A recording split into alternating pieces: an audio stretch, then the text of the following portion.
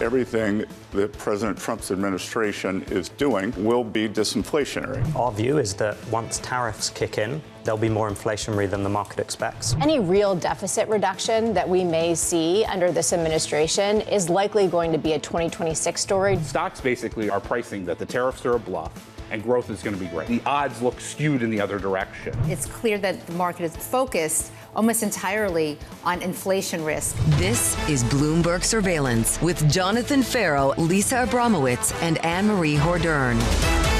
Let's get you to the weekend, live from New York City this morning. Good morning for our audience worldwide. Bloomberg Surveillance starts right now with equity futures on the S&P almost totally unchanged. On the Nasdaq 100, shaping up as follows. We're positive by about 0.1%. In the bond market, a little bit stronger yesterday. Yields a little bit lower this morning. Same again. We're down about a basis point or two on a 10-year to 4.4896. A couple of data points to look out for later this morning. 9:45 Eastern Time, US PMIs. Then after that, 10 a.m., UMich consumer confidence, consumer sentiment in focus. It is in focus because last month, remember, dropped to a 7-month low. And it's in focus as well because we are 1 month into this administration and the polling's coming out. How is Trump doing first month in? CNN, SSR poll, majority of Americans, 62%, think this administration's not doing enough to lower everyday goods. Now, how can they do enough in 30 days? It's going to be very challenging.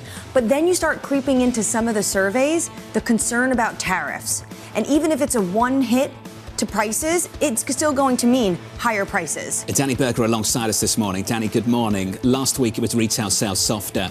Yesterday it was Walmart. A weak outlook. And Walmart taking down the entirety of the market with it. You're starting to see creeping into markets, not that much because we are just coming off of record highs, but this concern about growth. You can see it in the long end of bonds too. Sure, it moved yesterday in your fantastic interview with Scott Besson, this idea that they're not necessarily going to rush to term out the debt. But Stephen Major of HSBC says also in the 10-year yield is this idea that growth will be weaker going forward. That's underscored by Walmart and has serious implications for this equity market, which again is trading at all-time highs. We've got some Fed speak later on today as well. You'll hear from the San Francisco Fed President Mary Daly alongside the Vice Chair Philip Jefferson. Look out for that. We heard from President Muslim yesterday. The risk of inflation stalling above 2% or moving higher seems skewed to the upside. So the market focused potentially on downside risk to growth. Fed officials focus on upside risk to inflation. That's not a great place to be. It's not a great place to be, and it's what we saw in the minutes as well. Some participants are concerned about the policy uncertainty in Washington, D.C. The fact that tariffs might be inflationary. Even if you want to look through them, there will be this potential one hit. And also changes in immigration. Is that going to affect the labor market, potentially making a wages spike because you're taking some individuals out of hospitality and other sectors? So there is this concern at the Fed, which means basically they can't cut. I also thought what was really interesting in what Muslim said yesterday was this idea that a restrictive path, more restrictive path might be necessary if those inflation expectations get more anchored. It's starting to see the idea, not of hikes. We don't know whether he meant hikes or just keep things as they are, but he started to kind of say it. And you get this idea almost that the Fed can't give guidance right now. They can't do it. Bostic saying his opinion might change in 6 months from now. They have no idea what's going to happen. The Fed can't and companies can't either. They're all in the same position. Equity futures right now on the S&P just about unchanged. Bond yields a touch lower. Coming up this hour, we'll catch up with Steve Chiavarone of Federated Hermes as stocks fall from all-time highs. Rob Casey of Signum as the White House says tariff revenue could replace income tax. And Kelsey Berro of JPMorgan Asset Management as Secretary Besson says terming out U.S. debt is a long way off. We begin this hour with stock steady. Steve Chiavarone of Federated staying optimistic, writing this. Our view remains unchanged. A volatile, choppy and uncertain first half of the year will give way to a push higher in the second half as inflation grinds lower and companies beat and raise against conservative guidance. Steve joins us now for more. Steve, good morning, sir. That's about 3 or 4 minutes of bearishness, so let's park that. Tell us why we should be constructive for the year ahead. Well, I think what you've done is you've replaced some euphoria late in the fourth quarter with a nice kind of healthy wall of worry. And you see it on your opening segment that we're in this fog of uncertainty. You know, are we more worried about inflation? Are we more worried about growth? And I think the story here is if you stay anchored on the fundamentals, John, GDP still growing 2.5%. Inflation is lower than it's been. It's sticky here in this kind of 2.5 to 3 neighborhood, but it's certainly not resurging at this point. And corporate earnings are growing 12.5% this quarter. And we're setting up with a conservative guide. So I think you can get yourself worried sick over the cross currents right now, and you just end up whipsawing yourself as opposed to saying, if labor markets are strong, inflation's grinding lower, even at a slow pace, it's not a bad place to be. Steve, there's always something to worry about. Pick a year, any year. There's always something to worry about. Does the fog clear at any point this year? I heard from BMO's Ian Lincoln in the last couple of days, and Ian was making the argument that maybe for the whole of the first half, we'll be focused on these things: upside risk to inflation, tariffs. Then in the second half, maybe some of this clears. Do you share that view? Yeah, I think you got to take the wall of worry down kind of brick by brick. So, we have seen excess seasonality in inflation data the last couple of years in this early part of the year. So, we expect that as you get into the spring months, you'll start to see that inflation come down.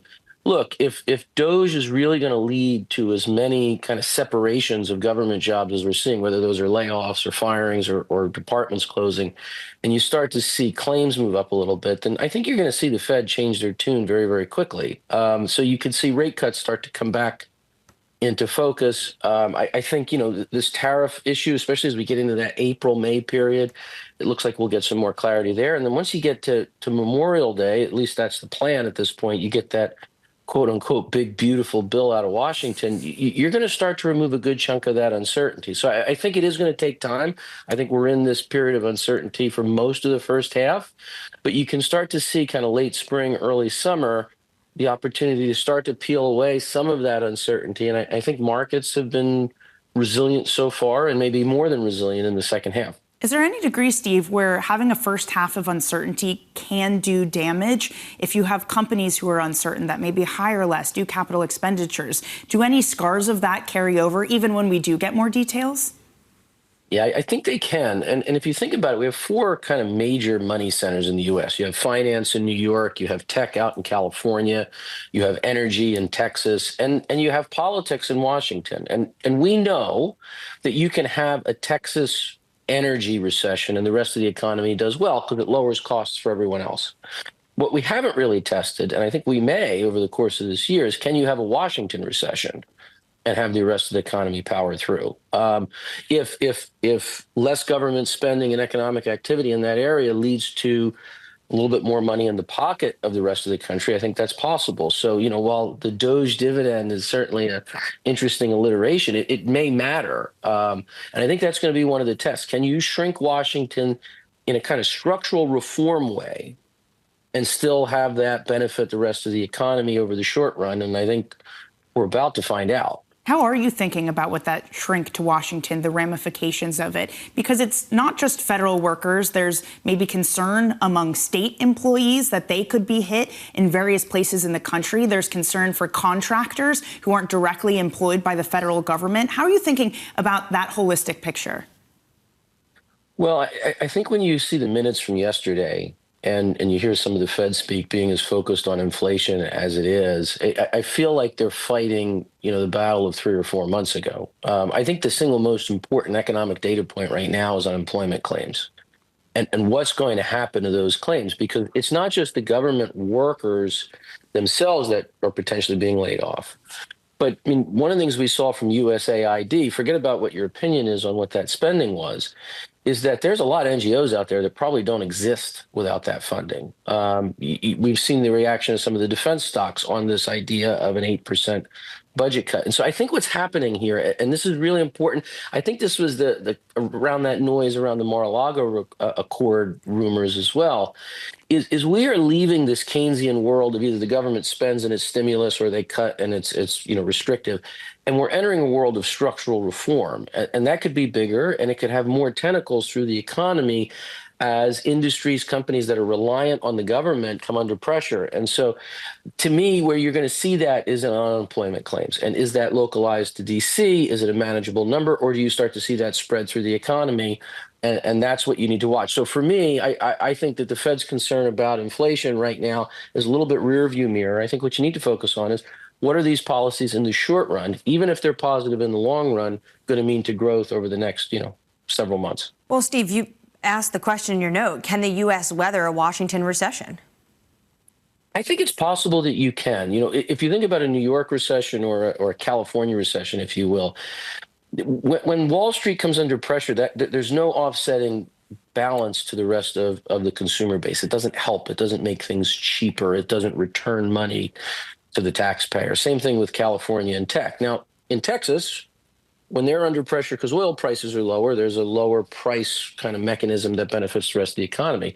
And so the question here is if you really are cutting government spending and employment, is there an offsetting benefit to the rest of the economy? And if that means lower taxes and or lower borrowing rates, which I know Scott Besson is talking about and targeting directly, then it can. So it's not a shoo-in, but I think this is a candidate for one where, if Washington's pain is the gain of the rest of the economy, then you can. But we still have to see. That's going to be part of the uncertainty of this first half. Another piece of uncertainty, and I know it's just a proposal right now, but they are talking about these Doge dividends, $5,000 checks going out to the rest of the country. To your point, take away from some of Washington, but put out to the rest of the nation. Do you think those would be inflationary? No, they can't be. If they're being funded by cuts, right? If I cut a chunk of spending and then I return 20% of it back to the taxpayer, it can't be inflationary in the short run because I've already pre-cut that money, right? I'm just shifting it from one part of the economy to the other. And over the long run, the idea is that the private individual is going to use that money in a much more productive way than the government would have. So no, I mean, there's a lot of things that are being thrown out, like tariffs being inflationary. They're not, and you have to look at that offset against, how much activity are you cutting out of Washington? How many jobs are being lost? You see what's happening with some of the real estate prices there. So no, taking from the government and giving back to the people, it might be disinflationary for the government and a little bit inflationary for the private economy, but it is not inflationary. I think people need to remember inflation is a persistent upward cycle in prices because you're putting too money after too few goods. And I don't see how taking it from the government and giving it to private individuals does that. A lot of people would say, we'll take that. Steve, appreciate it. Have a good weekend. Steve Chiavarone there at Federated Hermes. I've seen this argument now in notes from Citi, in notes from BMO. There's a big focus on Doge and spending cuts. I mentioned Ian Lingen in a note yesterday. He said, our concern is that one, cuts will be deeper. Two, government contractors will be the next sector to seek to rationalise labour force size. And three, the outlook for the broader jobs market will finally dim on increased uncertainty. Now, we didn't see this at the headline level in jobless claims, but I think increasingly market participants very focused on that number week after week. And especially September, a number of individuals decided to defer getting basically laid off, but taking this buyout to September. So potentially we won't see the full picture to the end of the year. But you have to think, in 2024, every month, the average when it comes to federal workers adding to the NFP number was about 34,000 people. How much lower is it going to be every single month once we have Doge clear through the government? It could become a factor, that's for sure. More data later on this morning, 9:45 Eastern Time. We'll get some manufacturing and services PMIs for you. Then shortly after that, UMich Consumer Confidence. That sentiment survey comes out as well. Let's get you an update on stories elsewhere with your Bloomberg Brief. Here's Yahara Hackers. Hey, Yahara. Good morning, John. Israel's military says Hamas has violated the Gaza ceasefire deal by handing over an anonymous body instead of one of the hostages. The IDF says the remains they were given were not those of Shiri Bibas, who was captured alongside her two sons in the October 7th attacks. Hamas is due to free 6 living hostages tomorrow. UK retail sales grew 1.7% in January, exceeding expectations. The rise was driven by consumers spending more on food to eat at home. Food sales were the strongest since the start of the pandemic in March 2020. However, consumers are still cautious with decreases in other categories and confidence remaining weak. And Rivian shares are falling some 5% in the pre-market after the EV maker issued a disappointing vehicle delivery forecast. That development overshadowing its first ever quarterly gross profit. They're warning that changes to tariffs, EV tax credits, and regulatory policies out of Washington could impact sales. That's Bloomberg Brief. John? Hey, Yahara, thank you. More from Yahara later on this hour. Up next on the programme, tariffs replacing taxes. President Trump has spoken about replacing income tax with tariff revenue, especially with all this waste, fraud, and abuse that we're seeing cut. Is that a possibility?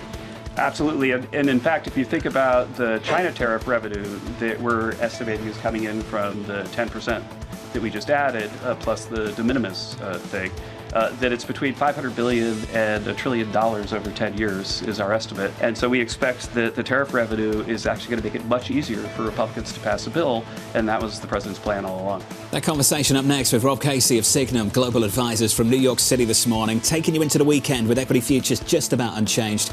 Good morning.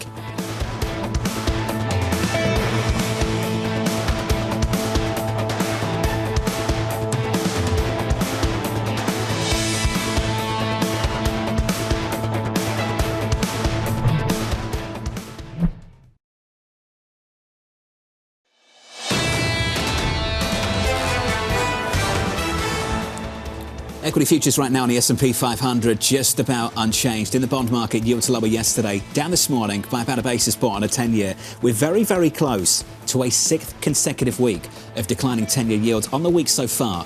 Just about unchanged. That's something to look for going into the weekend. Under surveillance this morning, tariffs replacing taxes.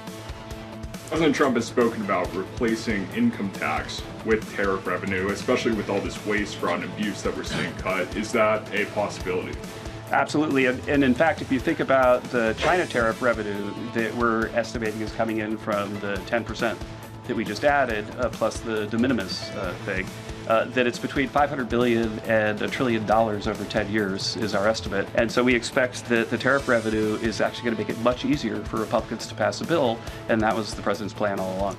So here's the latest this morning. National Economic Council Director Kevin Hassett telling reporters that tariff revenue could replace income tax as part of President Trump's economic plan. Rob Casey of Signum Global Advisors joins us now for more. Rob, I think we'll all take that, won't we? Is it going to happen? Yeah, it sounds good to me. No income tax. No, I don't think it's going to happen. Even if we look at maximalist numbers, 10% universal, 60% tariff on China, which, to be clear, we have not seen yet and is not our base case at Signum. We get to between 10 and 15% of income tax revenue per year. So we're not even close. Well, Howard Lutnick, the new Commerce Secretary, even said that the IRS should be abolished. How maximalist can we see the Trump administration go when it comes to tax reform? Well, when it comes to tax reform, they're certainly working hard, right? And they're in particular working hard with Speaker Johnson and the House Republican Conference. They want to get tax reform done early and in one big bill. When it comes to the IRS, we've heard that from Republicans for quite a long time. Obviously, President Biden beefed up the IRS during his term, and I expect to see that sort of beefing up rescinded and pulled back. But I think 4 years from now, we will still have an IRS, much to the rest of our chagrin. So when it comes to the tax bill they're trying to get through, how much will the tariffs actually offset? And then where do they need to look elsewhere for the offset of the cuts? Yeah, so, when we're thinking super broadly, right, if Republicans are trying to make the political message, the rhetorical message that tariffs can offset part of the agenda, and we see whether it's, a 10% universal tariff or similar, that looks like in the ballpark of $100 billion plus per year, right? That's not nothing. The thing is, those aren't the tariff plans that we've seen so far, right? We're talking about autos, we're talking about steel and aluminum. That's not universal, and it's certainly not 60% on China. And then secondly, and potentially more importantly, Republicans want to extend the TCJA tax cuts permanently, right, ad infinitum, not just over 6 or 8 or 10 years. To do that, they have to pay for the whole thing, which looks like $4.5, maybe even $5 trillion. And so they would have to write tariffs at that level into the reconciliation bill, right? And there's no conversation in D.C. about actually writing the tariffs into a congressional package. So they can talk about some of the offsets, but it's not going to work. You mentioned TCJA. This is just the base case, extending it. What else are they going to put in this tax bill? Because Trump has had tons of provisions he's discussed, whether it's no tax on tip, no tax on Social Security. What else gets added? Well, I think no tax on tips over the course of the past week is clearly President Trump's favorite policy, right? His priority number one agenda, in addition to extending TCJA. The House bill, as it currently stands, allows for $4.5 trillion in quote-unquote spending on tax, right? Maybe they fit no tax on tips in there, but it's going to be really tight, right? It's just simple extension of TCJA looks like $4.2, $4.3 trillion over 10 years. So, I think it is an open question as to what else they're going to be able to include. It seems like no tax on tips is number one priority. I mean, Jonathan was just saying that they've got to include something new, right? President Trump was elected to cut taxes further. But honestly, our base case is, we wind up getting 2 reconciliation bills, one early and one on tax late. And the tax package actually looks relatively narrow. Well, we had some movement in the Senate yesterday with the vote-a-rama going through the early hours, seemingly getting through a slimmed-down version. How does that progression look in compared to what we might get from the House? The big, beautiful bill versus something that looks a bit skinnier. Yeah, so after Donald Trump came out and said that he would prefer one big, beautiful bill, right, which I don't think we can blame him for. If I'm president, I want one big, beautiful bill too, right? Like get everything. One signature. Yeah, exactly. If you can get all my priorities done in the next month, great, I'll take it. But what Lindsey Graham has said, and I think what Senate Republicans realize, is that in Congress, especially with the as slim a majority in the House as Republicans have, you need a plan B, right? So I don't doubt the president's sincerity or Speaker Johnson's belief that a one-bill package is better and potentially a necessity, but I do doubt that they're going to be able to get it done, right? And so now, a week or a month or even 2 months from now, when they have failed to get that package through, both because the House Freedom Caucus is potentially upset that there aren't more spending cuts, and also because moderate Republicans, particularly in New York, are worried about things like Medicaid cuts, right? At that point, we will then be looking towards the Senate bill, which, Danny, to your point, is already making its way through the Senate as a plan B. And we'll deal with tax in Q4, and maybe the markets worry about that, but I think it gets done. Well, to the point of Medicaid cuts, you did have this effort from Democrats trying to pin down various members and voting on those sorts of things. You see that effort for them. You see efforts of ideas of maybe a government shutdown would be something pushed by the Democrats. What do you make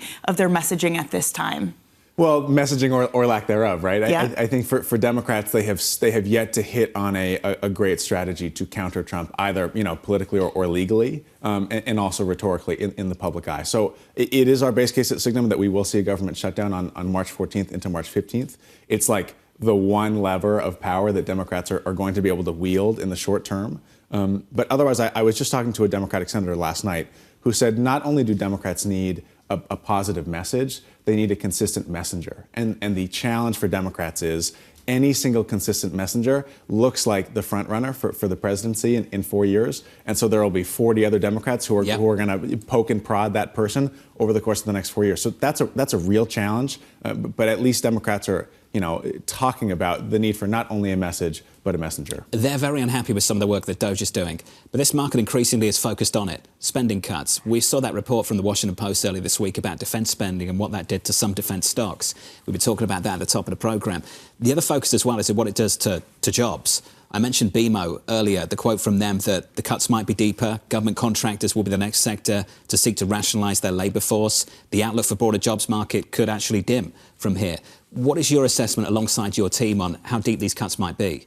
So I think they will be less deep than they look today, right? Because what we're hearing from D.C. is sort of Donald Trump and Elon Musk have the prerogative to pause all of this spending across the board, right? And a lot of it looks like cuts today. But, in reality, a month or 6 months from now, a lot of that spending will get restarted, right? So if we're thinking about things like, nuclear protection, if we're thinking about things like cancer research, if we're thinking about things like DOD, right? It's a pause, and it is Donald Trump's prerogative to say, we want to know where this money is going and why this money is being spent. But I think for the most part, a lot of that money is going to get restarted over time.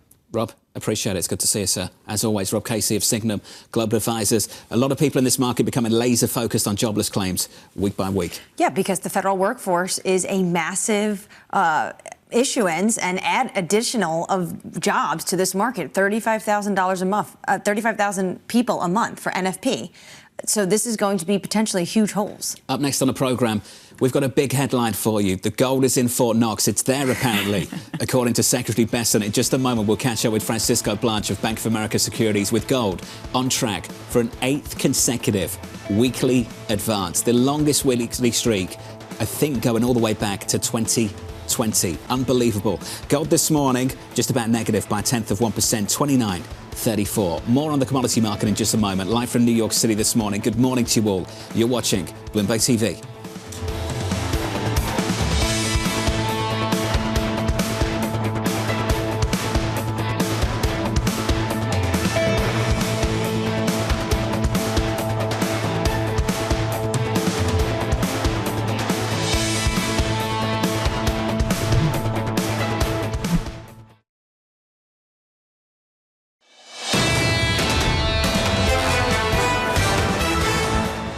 The S&P 500 barely green on the week so far going into the weekend, and this morning kind of the same. Barely green again, just about positive on the session and just about positive on the week so far. On the Nasdaq 100, positive by 0.1% this morning. On the Russell, the small caps up by a third. In the bond market, the 2-year has been incredibly anchored. The 2-year at the moment down a basis point today and just about unchanged on the week.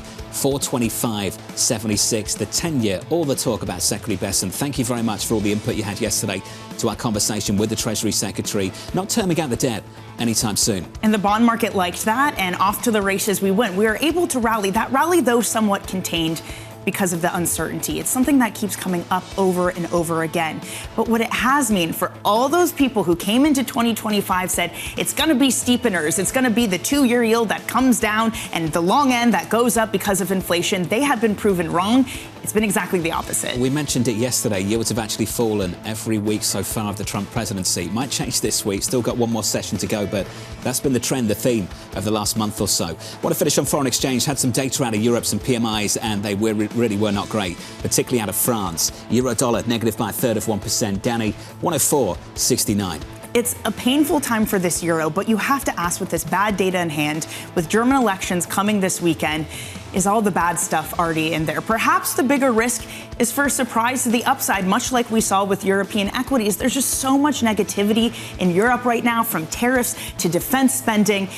Perhaps the move of direction could be a surprise this weekend, a leader coming out of Europe. Again, the expectations are not for that, but everyone is just so dire and dour on both bonds and currencies in Europe. Bloomberg's Ollie Crook leading our coverage out of Berlin over the weekend. Look out for that on Sunday. On our radar this morning, Chinese officials are formulating plans to tap into the country's massive customer base. The Chinese premier urging the cabinet to vigorously improve the supply of services across several major sectors. The move coming as US Treasury Secretary Scott Bessent told us yesterday that he would like China to rebalance away from export-led growth. He wants that growth to come domestically. He wants Chinese consumers to buy Chinese goods and doesn't want to see dumping on the market. And he's going to have a phone call with his counterpart this morning, He Lifeng. This is who Janet Yellen also dealt with. I think this is an important conversation. According to Scott Bessent yesterday, both these men are not attending the G20 finance ministers meeting next week in South Africa. So the first time they're actually going to meet face-to-face is going to be at the spring meetings. But this is the two most important economies. At the same time, we haven't seen that conversation between Trump and Xi since the tariffs went on. So this is going to be an important one. This also underscores to me that China is doing a lot of things that people in the West thought that they would not do.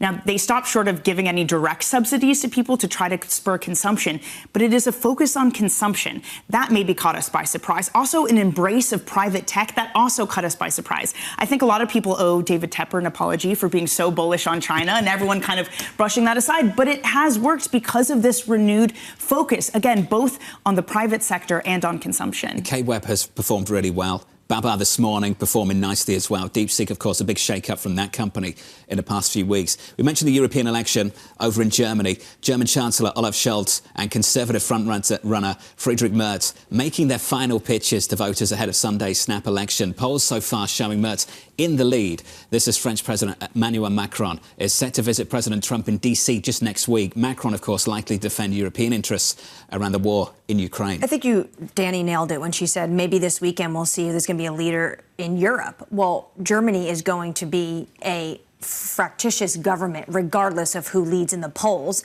And Macron is trying to step up to the plate to be the interlocutor between Europe and the United States. And he says he's going to have a message to Donald Trump when he visits him on Monday. I'm going to tell him that he can't be weak in the face of Vladimir Putin. This is coming at a time when we've seen a lot of acrimony between Zelensky and Donald Trump. I think if you do get a strong lead showing from the CDU, you do get a leader out of Germany to be kind of the quote-unquote leader of Europe, it could make a huge difference. Because we're talking about joint issuance from the EU right now. I think there are very few Europeans who would be willing to cede their fiscal authority to Brussels. But if you have someone like Germany leading the charge, and Germany the one going to Brussels trying to get that done, it could be a very different conversation. Watch this space this weekend. We'll see what we get when we wake up on Monday morning. Wanted to fit this story in. Another big change from another big bank. Citi is ending workplace DEI goals and removing requirements to interview job applicants from diverse backgrounds. Bloomberg obtaining a memo saying the bank is dropping the policy, citing pressure from the Trump administration. So not really directly saying this is Trump, but this was the line. It's important to note that we're living in an environment where things are changing quickly. You'll determine if additional updates are needed to other areas in the coming weeks. The question I have is, okay, Citi's doing what everyone else seems to be doing. Who isn't changing their DEI at their companies right now, given that changing environment? Well, it's even to the point, I was reading an interview with the bank Citi's global head of talent literally 2 months ago. Let me just say the quote from this. DEI is a, quote, business imperative and part of our DNA. That was literally 2 months ago. I think we have this problem with corporations just assuming that they're going to be the arbiters of social responsibility and social change. I think we're getting this reality check over and over that they are corporations, they have a product to sell, and they need to follow the lay of the land. So step one was virtue signaling. And I'm going to push Citi to one side. I'm not naming a company here. Step one was virtue signalling. Step two was a tap on the shoulder from the legal department. That's what this is all about. The lawyers have got in touch with them and told them, you can't do this, you can't do that. I see nothing else here. Well, Pam Bondi, even the Attorney General, issued a memo essentially saying we're going to start doing criminal investigations on DEI policy. If that doesn't wake up the legal department, I don't know what does. There has to be some element, okay, you can continue to have diversity through your ranks. Maybe just call it by something else. Maybe don't have this big outwardly kind of virtue signaling of you're doing something wonderful for the world. The lawyers are winning and HR is taking a backseat. Without a doubt, it's a great way of summing things up, and I imagine there's more still to come, that's for sure. Let's turn back to the commodity market and talk about gold. The Treasury Secretary, Scott Bessent, weighing in on recent speculation. Elon Musk, who's leading Doge, was talking about maybe going to Fort Knox to make sure those gold reserves are there. That comes under your purview. Do you have any plans to visit Kentucky? All the gold is there. Any U.S. senator who wants to come and visit it can arrange a visit through our office. All the gold is there. Gold pulling back slightly from all-time highs. Here's the take from Francisco Blanch of Bank of America. We've been bullish gold for the best part of 2 years and first published our $3,000 per ounce price target back in June 2024. Francisco joins us now for more. Francisco, we're around 3K, around those levels right now. Can we just start with some of the conspiracy theories out there at the moment? Maybe they're not conspiracy theories. I want your thoughts on Fort Knox and where some of this buzz is coming from. Well, I really don't know how people come up with these things. You know, it's kind of a social media frenzy, probably. But look, I mean, we've heard it from the U.S. government. The gold's there, and will they need an audit? Will they want to have an audit? I don't know, but certainly those 8,000 tons of gold have been there for a very long time, and the U.S. government hasn't really changed its policy on gold holdings for decades, right? So. So I think the market is confident the gold's there. When you speak to clients, Francisco, have you got a decent read on why we're seeing some of the movement we're seeing? We've seen lots of reports about gold shifting from the United Kingdom over to the United States and being taken out of the vaults of the Bank of England. What is going on there? What's behind that?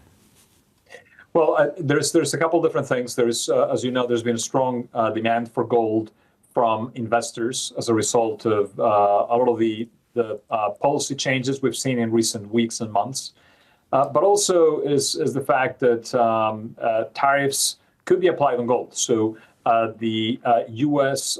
gold market, COMEX, trades on a net basis of the tariffs. So what we've seen is forward points in the gold market have essentially started to reflect some of that, and also we've seen shippers trying to move gold from London, where the biggest market sits. The London bullion market is the biggest in the world, and we've seen that physical arrangement to push gold out of the UK particularly into the US market. That's been what's been shifting the shape of the gold forward market, but also I think the uncertainty around how things will play out. Gold's becoming, I think, more and more a core tenet of portfolios, and frankly, one of the few assets that has been providing diversification to equities and bonds, and I think that's the story. So we've seen, ironically, some backwardation kind of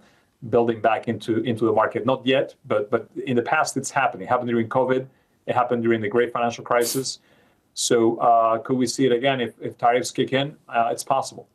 Francisco, as someone who personally tried to visit the gold vaults in the UK and was rejected and told I couldn't, I feel personally invested in this story. A physical arbitrage like this, how long can it continue, this sort of dislocation in the market? It can go on for a while. I have also visited the New York Fed Vault, and I did see a lot of gold when I was there 25 years ago. So I actually didn't reject those. So just as a little anecdote, it was during my associate program back in the day. But I think the arbitrage can go on for a while until there's certainty on what will happen to tariffs, right? And to me, I mean, the whole tariff discussion is very much one tool to put pressure on certain political goals. So as long as the Trump administration feels they can use tariffs as leverage, they'll continue to use them, and therefore the gold market could still be tight for several months, I think. That gold you saw, that's the gold of the BOE and other central banks, right? The Federal Reserve gold is other central banks, and our gold, the U.S., is in Fort Knox. So interesting there, where all this gold is stored around the United States. We also spoke to the Treasury Secretary about this idea about monetizing the balance sheet. Many people thought he meant maybe actually remarking U.S. gold. Now, he said that's not what he meant. But what if they did do that? What would that mean for the price reaction? It's hard to say. I mean, but I think remarking U.S. gold is an accounting exercise for the most part. But it would certainly increase the Fed's balance sheet quite a bit, because that gold is marked at a very low price, as you know. So it would effectively boost the Fed balance sheet, and it would change the composition of it, at least on an accounting basis. I think it would probably be bullish for the gold market, because it would show that gold is no longer this barbarous relic that has been sitting on central banks and been dismissed a little bit. But now even the biggest central bank of them all is taking a renewed interest in gold. So certainly, I think any renewed attention will be constructive for the market. That's my initial reaction. If it's constructive for the market, and we do know this administration likes to be creative, would you take it off the table? Yeah, it's possible they take it off the table. I mean, I'm not sure why you want to boost the gold price at this point. I think what the U.S. government is really trying to do is lower energy prices, so inflation can continue to normalize and allow for lower interest rates. But I think they're also trying to weaken the U.S. dollar. I'm not sure how bringing attention into the gold market is going to help any of those two goals. So bringing down inflation, or three goals, right? Bringing down inflation, bringing down interest rates, and eventually weakening the U.S. dollar, which is, as you know, at record high levels or near record high levels. Francisco, let's pick up on that last point. Bringing down energy prices. How can they go about doing so? Well, we've seen this past couple of weeks has been fascinating to watch, right? We've had a meeting earlier in the week in Saudi Arabia, Russia, and the U.S. These are the world's three largest oil producers by a long stretch, and you can't help think that energy has been part of the discussions. I think that last third goal that Secretary Rubio mentioned in his comments of potentially engaging in some economic cooperation with Russia was a bit of a surprise to many, because European companies, U.S. companies have been pulling out of Russia for the last 3 years, or trying to pull out of Russia for the most part. So what does economic cooperation mean? In what format? Ultimately, Russia is a commodities producer, mostly an energy producer. So any cooperation is going to come on the energy front. So we know that President Trump wants to lower energy prices. Is that part of the deal? I don't know. But for sure, something that's been brought up in the conversations. How does the U.S. bring down global energy prices? How does that impact the inflation picture? And also remember, there's potentially an angle here, which is if Russia eventually gets sanctions relief, does that mean that we have a new stream of petrodollars flowing into the market? And are those petrodollars potentially as well a source of funding for the U.S. government down the line, as we see kind of this constant need to fill that $2 trillion budget deficit in Washington? It's got our attention. That's for sure. Francisco, thank you, sir. Francisco Blanch there of Bank of America on the commodity market, first on gold and then on crude. Brent crude this morning down by about 8 or 9/10%. Brent at 75.83. WTI just short of 72. Let's give you an update on stories elsewhere this morning with your Bloomberg brief. Here's Yahara Hackers. Hey, Yahara. Hi, John. The Washington Post is reporting President Donald Trump is planning an executive order this week to fire the board at the U.S. Postal Service. The Post says his plan is to fold the agency into the Commerce Department under Secretary Howard Lutnick. According to the report, the board is prepared to sue if the president threatens its independence.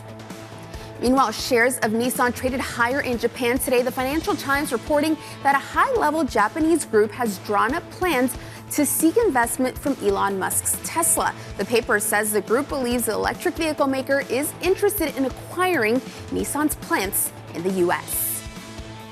And shares of Celsius Holding are soaring 30% in the pre-market after it announced plans to buy rival energy drink maker Alani Nu for $1.8 billion. The deal is expected to close in the second quarter of 2025. It comes as Celsius revenue growth has slowed due to increasing competition in the space. That's the Bloomberg Brief. John? Yahara, thank you. Appreciate it. Up next on the program, calming words for the bond market.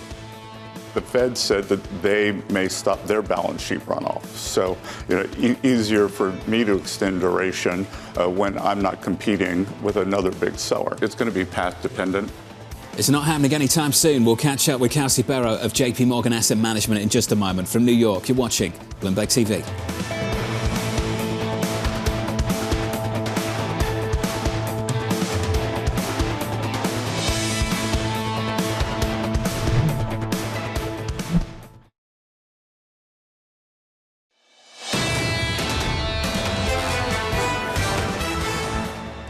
Yields lower in the bond market. We're down by about 2 basis points at the moment. The 10-year 448.18. Under surveillance this morning, calming words for fixed income. What is the medium term? And then once you see all those things, let's say those ambitions become reality, then do you start to think about terming out the debt? Sure, but that's a long way off. And we're going to see what the market wants. The Fed said that they may stop their balance sheet runoff. So, easier for me to extend duration when I'm not competing with another big seller. It's going to be path dependent. So here's the latest. Treasury Secretary Scott Bessent looking to fight inflation, saying any move to boost the share of long-term treasuries is a long way off. Kelsey Berro of JPMorgan Asset Management writing, the biggest risk for the bond market is a sustained re-acceleration in inflation and wages that result in rate hikes being considered. A Fed on hold is still a positive backdrop that supports fixed income. Kelsey joins us for more. Kelsey, good morning. Good to see you. Good morning. What did you take from the Treasury Secretary's comments on terming out the debt? Yeah, so I think the bond market was encouraged by the message from Secretary Bessent, which was that it's not the time to be terming out the debt, which I think really makes a lot of sense, right? If you look at the yield curve, it's positively sloped. If you look at 30-year real yields, they're at the highest level in 20 years. This is not the time to be terming out the debt. And so the bond market is comforted by the fact that there's somebody at the helm that understands the supply-demand dynamics and is looking to manage term premium and at least not aggravate term premium even further. You're concerned about inflation, though, and potentially that means the Fed is either on hold or might have to weigh a hike this year? No, so the biggest risk for the bond market is inflation, but we actually feel fairly comfortable with the inflation backdrop. And we do feel like with the Fed, they are still in an easing bias where there are essentially two decisions at every meeting, or two options at every meeting. One of them is to stay on hold, which is where they are right now. The other is to cut rates. And I was hearing in the earlier segments a discussion about the labor market, monitoring jobless claims, looking at the impact that the layoffs are going to have on the broader economy. We still believe that the Fed is much more sensitive to labor market weakness than they are to labor market strength. You get a strong report, the Fed does nothing. You get a weak report, the Fed is stepping back in to support the economy. That's generally an environment where yields are range-bound, with some risk of moving lower. Well, to that point, long end bonds, they've fallen by about 9 basis points so far this year. There's this discussion, how much of it is supply, what we heard from Scott Bessent yesterday, and structural changes that may or may not happen. To you, what is the bigger driver of that? Supply, or is it growth concerns we're starting to see in the long end? I think it's primarily growth concerns. I think supply is a secondary factor. And the one thing that I would highlight is, while the Treasury Secretary does have control over where we issue on the curve, and they're in charge of determining what the weighted average maturity of the Treasury's debt is, they are not the ones ultimately responsible for determining how much debt needs to be issued. That's still a function of how much the government takes in. So that's how much revenue they get from tariffs and taxes versus how much they spend. That's what the Congress is debating right now in terms of the reconciliation bills. That whole, in the end of the day, it is not something that the Treasury control, but ultimately is a function of what the Congress decides. And so what the bond market is ultimately going to be trading off of in the long end is what that growth impulse is or is not as it relates to the fiscal trajectory.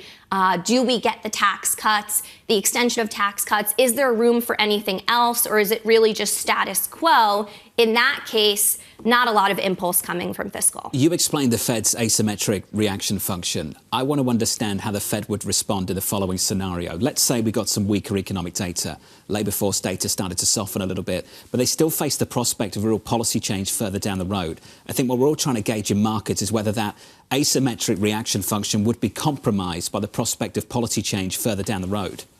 I don't think so. I think that they are aware that there's a high level uncertainty, but they don't want to hamstring themselves with the what ifs, because there's always what ifs.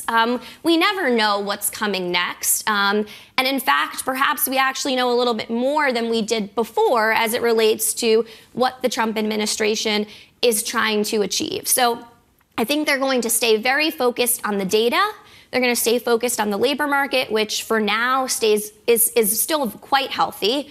And then on inflation, which, I think this year the Fed is much more prepared for the January inflation heat. The bond market has done a very good job fading the extremes, right? So you had a weak retail sales report. The market brushed that aside because we know that the consumer is fully employed. They're going to keep spending.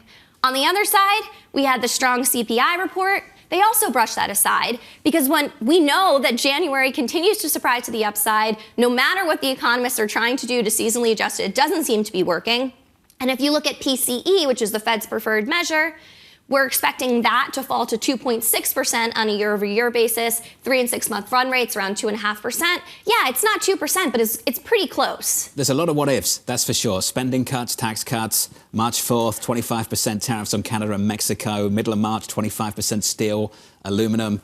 April, 25% autos, chips and drugs, maybe more than 25%. Lumber, allegedly, according to the president the other night. And also April 1st, before the April 2nd deadline he set. April 1st is when the team is supposed to come together and say, this is where the issues are on these countries, on these sectors, and this is what we need to do. And at that point, he'll have Jameson Greer in place. And towards the end of March, the Federal Reserve's got to put out some forecasts, so good luck to him. Kelsey, it's good to see you, as always. Thanks for dropping by. Kelsey Berro there of JPMorgan Asset Management. Up next, in the second hour of Bloomberg Surveillance, we'll catch up with Aaron Kennon of Clear Harbor Asset Management, Dan Clifton of Strategas, Edward Fishman of Columbia University, and the former chair of the Council of Economic Advisors, Jason Furman. Equity futures this morning just about unchanged on the S&P 500. Live from New York, this is Bloomberg.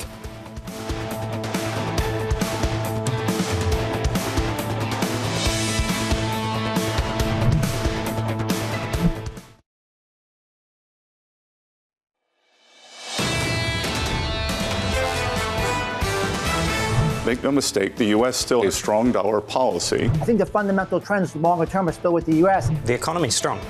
Labor demand is actually increasing. We have an economy that is entering this period with a lot of momentum. The underlying fundamentals of the U.S. economy are strong, and we've had this U.S. exceptionalism story. This is Bloomberg Surveillance with Jonathan Ferro, Lisa Abramowicz, and Annmarie Hordern.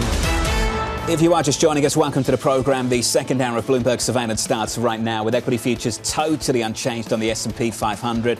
Yesterday, snapping a run of back-to-back all-time highs on the S&P. Just a small pullback. And again, this morning on the Nasdaq 100, we're positive by about 1/10%. On a Russell, the small caps up by 2.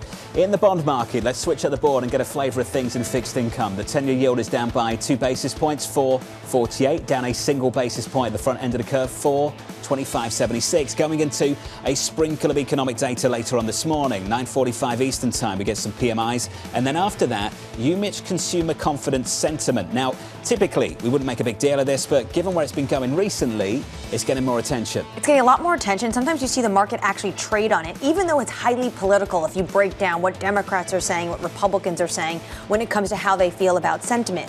But in early February, it hit a 7-month low. And that got people's concerns because already are consumers trying to understand what is going on in policy. Steve Chiavarone said it's a fog of uncertainty and thinking about what could tariffs mean, even if it's only once, but it still would be a price hike. After the election, we saw a boom in sentiment for the consumer and for businesses alike. Coming into the new year, some of that's just softened a little bit. Confidence a little bit lower. Expectations for inflation just a little bit higher. And at the center of that, at the epicenter of it, tariffs. Yeah, tariffs means uncertainty. And how much, as we were speaking about earlier in the hour, how much does that create scars of companies who are less willing to hire, less willing to commit to CapEx? You hear Walmart talking about uncertainty. Lori Cavacina and the team at RBC did some work digging through research, not just research, but just company earnings reports. Over and over again, they talk about uncertainty. They talk about not knowing where things are going. Sure, we might get some answers come April, come March, but until then, how much does it mean that we all just pull back and demand looks a little bit softer? Some companies, some officials at some institutions, the Federal Reserve, are unable to give you any real guidance at all, any outlook. And the companies that do, I'm thinking of GM, who gave a decent outlook, people didn't believe it. Walmart came out yesterday, it wasn't great, people really believe that. And they believe also it could get worse if we do see some of this. I mentioned this before, just to keep going through the proposals. This is what we've got to confront over the next month or so. 25% tariffs on Canada and Mexico early March. Who knows? Base case for many people, it's not going to happen. 25% on steel and aluminum, the middle of March. Who knows? Base case for a lot of people, probably going to happen. In April, 25% on autos, chips and drugs. On that front, when it comes to the reciprocal tariffs, I've got no idea what the consensus is at all. And for that one, that April 2nd one about autos, it's in the neighborhood of 25%. So even the administration hasn't been clear on actually how high the percentage is going to be on those tariffs. What I thought was interesting with the Treasury Secretary yesterday, when you started asking him about how he thinks about tariffs, because he talks about revenue raising, reciprocity, and negotiating, he basically said the revenue raises will be the countries that will not negotiate and come into reciprocity with us, meaning Europe. Maybe they want to have a deal on autos. We did see the head of the European Trade Commission in D.C. this week.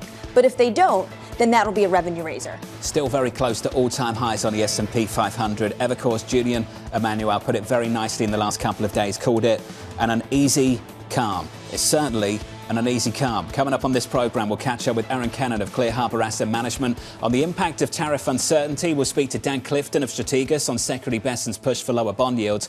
And we'll catch up with Edward Fishman of Columbia University on rising tensions between Trump and Zelensky. We begin this hour with stocks steady after taking a hit after weak Walmart results just yesterday. Aaron Kennon of Clear Harbor Asset Management weighing in on the current earnings season, writing forward guidance was clearly clouded by tariff uncertainty, among other variables. Aaron joins us now for more. Aaron, welcome back to the show, sir. It's good to see you. What does the market look like when Fed officials and corporate executives are no longer able to hold our hand and offer us guidance?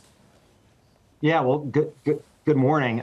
Certainly a period of uncertainty around tariffs, but the market in the U.S. has seemed to still march higher on a year-to-date basis, Jonathan, and we welcome that. Yet, I think if you look at the investor community, they're taking a look at the U.S. equity market, they're taking a look at the tariff profile, and they're wondering maybe how much higher we can see the risk-on trade continue without some clarity on that front. Not to mention valuations in the U.S. are at historically high levels, sort of top decile at 22 times forward for the S&P 500, whereas the rest of the world looks far more attractive, at least on a valuation perspective, even when you adjust for the relative historical PE multiples in those regions around the world, and even when you adjust for sectors. Aaron, have you got any thoughts on the tariffs themselves, just to focus on that to begin with, on how the costs will be distributed and whether companies will have to take this on the margin or whether they will be able to pass this on to the consumer? Because I think that's why, for many reasons, the Walmart numbers yesterday were slightly concerning to the broader market. Some evidence may be that they won't be able to pass some of this on. You know, time will tell. That was an interesting earnings report because the numbers were relatively strong, but as you mentioned, the outlook was strong and the outlook was weak, and yet it didn't include the unknown, which is tariffs. And I just think that's an important point there, that the outlook is weak, and yet it's not weighed down further by the prospect of increasing tariffs. Will it pass through to the consumer or the company? They even weighed in on that. They sort of made mention, I'm going to paraphrase something like, we're going to press on our manufacturers and our distributors pretty hard. The read there is to try not to allow for this to feed back into the consumer with higher prices. So, you know, that's certainly an unknown. And of course, the steel and aluminum tariffs could impact the auto industry precisely at a time when it would be extraordinarily unhelpful. Aaron, can you extrapolate what Walmart said to the broader market? Again, this idea that you're pointing out that tariffs or not, there might be some weakening to come in consumers? Right. I mean, I just sort of, you know, if you read the earnings report or listen to the earnings call, Danny, that was a really interesting reality of a weak outlook, which is that they specifically stated that their range of revenue and earnings for the year did not incorporate any tariffs that have not yet been announced. And so, you know, certainly at the top of the hour, as Jonathan pointed out, I think that the market's trying to size up what's bark and what's bite on the tariff front.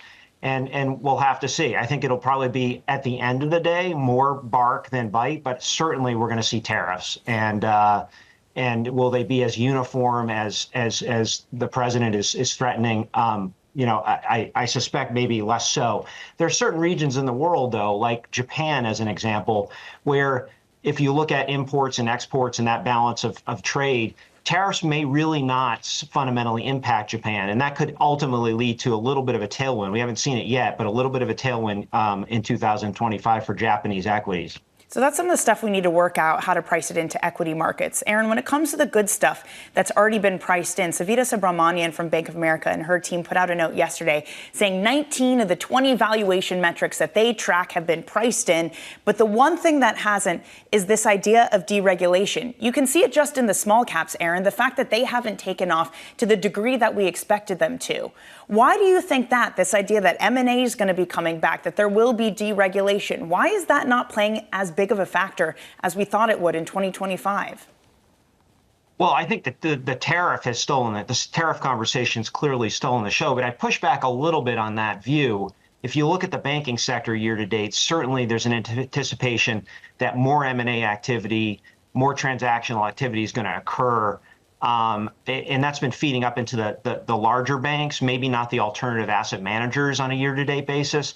So I would say that, you know, there is an expectation that we're going to see deregulation, and it is starting to price in to the banking system. As it pertains to small cap, the small cap thesis, I would still argue that that's fundamentally a question around interest rates. As you know, a lot of floating rate exposure in the small cap part of the market. The Russell 2000 is very exposed to floating rate interest, rather than the M&A sort of view that M&A is not going to positively impact small cap. I think that's more of a rate issue than it is a concern that somehow M&A is going to belly flop this year. With that said, too, first month and a half of this year, M&A has been quite weak. I think the weakest since 2005. Aaron, is that because of policy uncertainty? Corporations are just going to wait, hang back until they get a bit more clarity? I think part of it is probably that. It's policy around taxes, it's policy around tariffs, policy around regulation. But we're also 6-7 weeks into a new year with a new administration, and I think, you know, we have a long runway ahead of us here in 2025. I suspect we're going to see M&A activity accelerate. If you look at private equity, you look at the maturity of private equity funds, they're going to be forced to sell their assets because their funds are coming to the end of their life. And those things may not create IPO opportunities. They may create more M&A opportunities.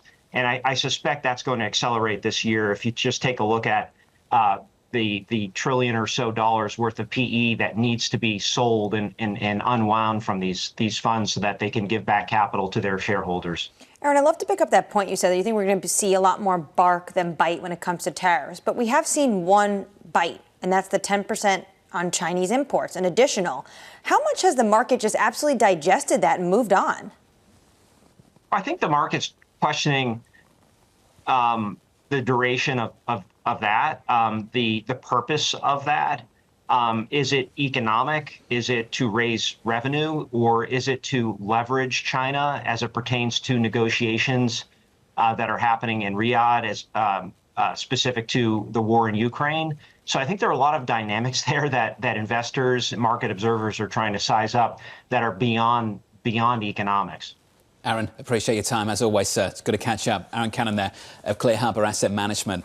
We raised the question earlier this week whether the worst was behind us for the likes of Europe, stocks are close to all-time highs, or whether we're just whistling past the graveyard. It's really difficult to get a clear read on where the administration is going.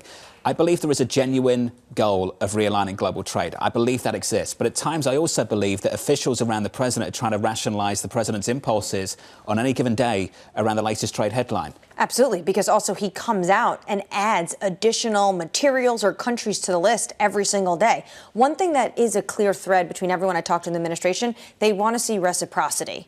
And they wanted to have that global realignment. But then you talk to someone like Peter Navarro, who wants to do away with the IRS and have the ERS. They want to have basically tariffs pay the taxes that American people pay instead. That's how they want the federal government to be funded. So I also think there's a spectrum of these personnel individuals around the president. We mentioned briefly the lack of M&A so far this year, and it's early days still, only halfway through February, and this can all change. But it's notable that this week was the biggest weekly loss for the banks so far this year. The banks on the S&P 500 down by 2.8%, still up 8% on the year, granted, but that weakness is notable. Yeah, and it's this idea that Bank of America has talked about. What was supposed to be a really strong thesis of M&A and deregulation hasn't played out as we expected. We have to come back to the thing we keep coming to over and over again, is that it's uncertainty. If you're looking at buying companies and they have operations in Mexico or Canada, or they have honestly any international exposure, it's probably a deal that's been put on ice. These things can change. It is only February 21 and we're only 1 month into this administration. So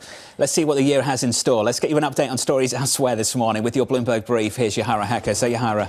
Hi, John. Standard Chartered shares are rising 3.7% in London after the bank topped earnings estimates. Stanchart reported strength in its trading and wealth business, and operating income from global markets jumped 45% in the fourth quarter. Plus, the bank will return $1.5 billion in buybacks to shareholders, bringing its total distributions to $4.9 billion since 2023. Here, New York Governor Kathy Hochul saying that for now, she doesn't plan on removing New York City Mayor Eric Adams from office, but she will take steps to curb his power, including creating a state-level deputy inspector general for the city. Hochul was under pressure to act after the Trump administration sought to drop corruption charges against Adams. And SpaceX CEO Elon Musk is calling for the end of NASA's space station program within 2 years. The current target is to end the program in 5 years. In a post on X, Musk said the ISS, quote, has served its purpose and there is very little incremental utility. Musk then reiterated his ultimate plan to go to Mars. That's your Bloomberg Brief. John? Yahara, thank you. More from Yahara later on this hour in about 30 minutes' time. Up next on the program, yields down, growth up. What's necessary are the underlying conditions. So the underlying conditions that we need for yields to come down, for growth to go back up. And as Jonathan mentioned earlier, the 10 years come down, or rates have come down every week since Donald Trump's been president. So if we can continue that for 52 weeks, that'd be great. Let's see if we can. We'll get the views of Dan Clifton of Strategas up next on the program. Live from New York City this morning. Good morning.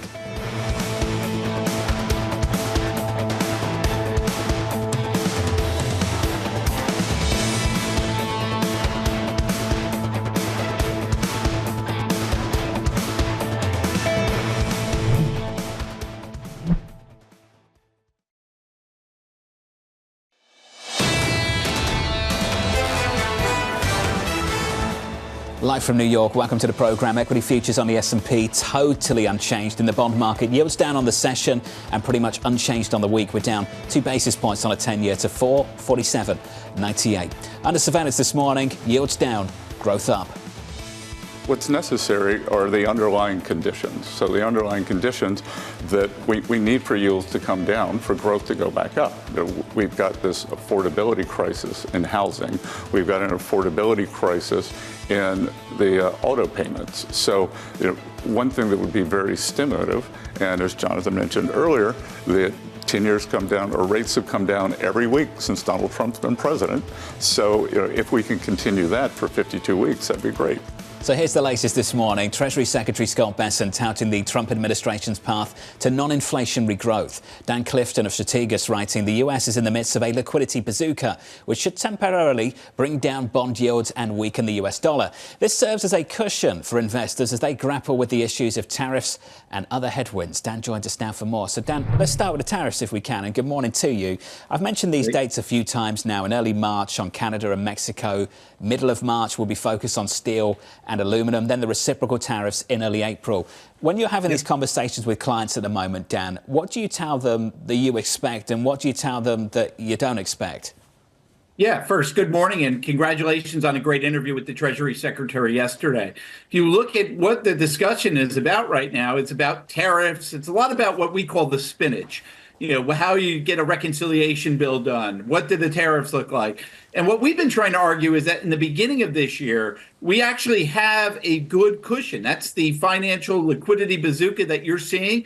And Jonathan, just to give you some context, next week we'll do about $150 billion of net new liquidity into financial markets.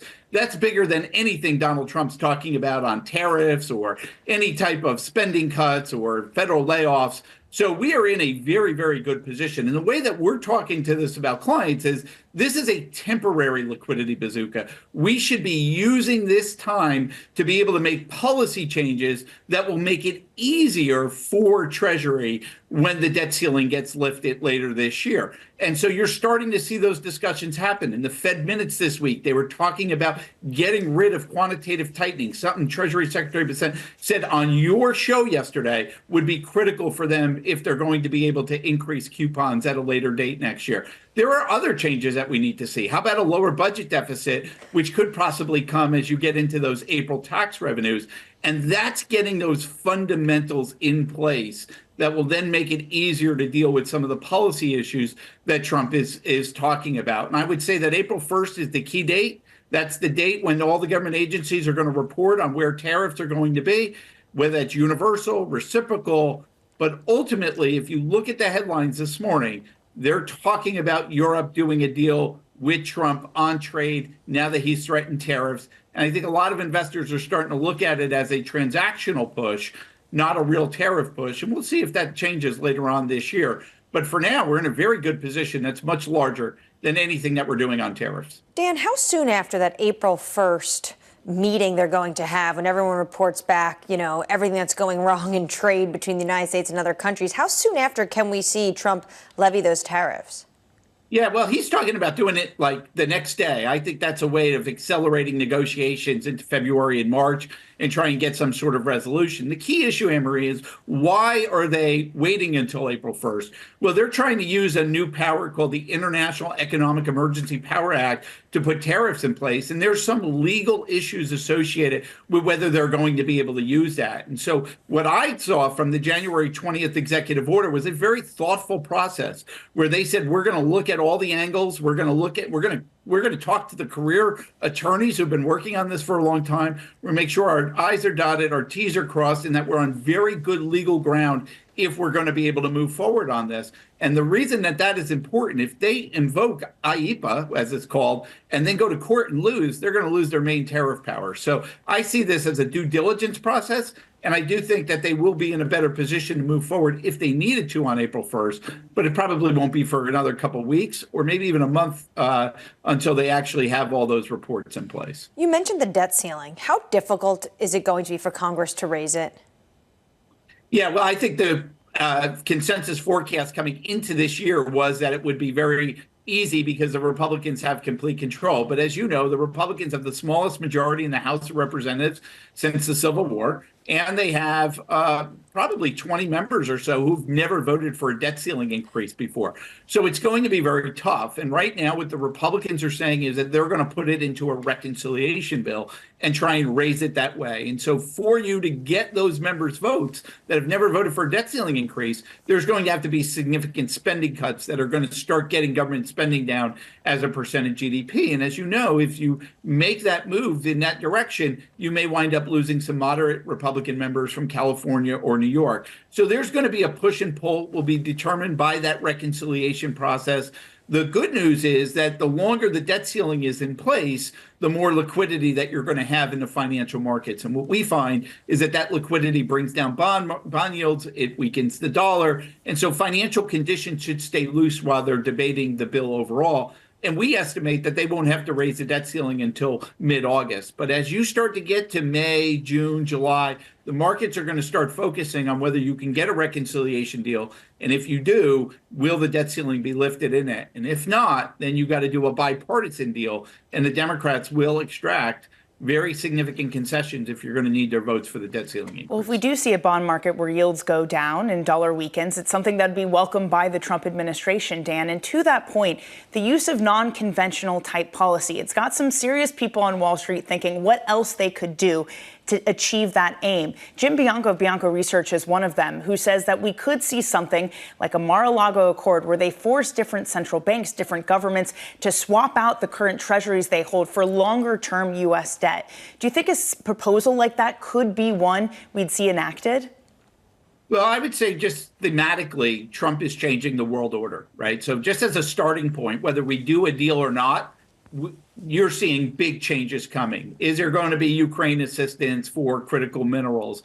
How are European governments going to respond to his threat of higher auto tariffs? So you're going to get it in piecemeal, or you're going to get it in a larger deal. And I think countries have to say, should we start looking at a larger deal? And are we ready to do that right now? We're probably not ready to do that right now. It's something that could come later on down the road.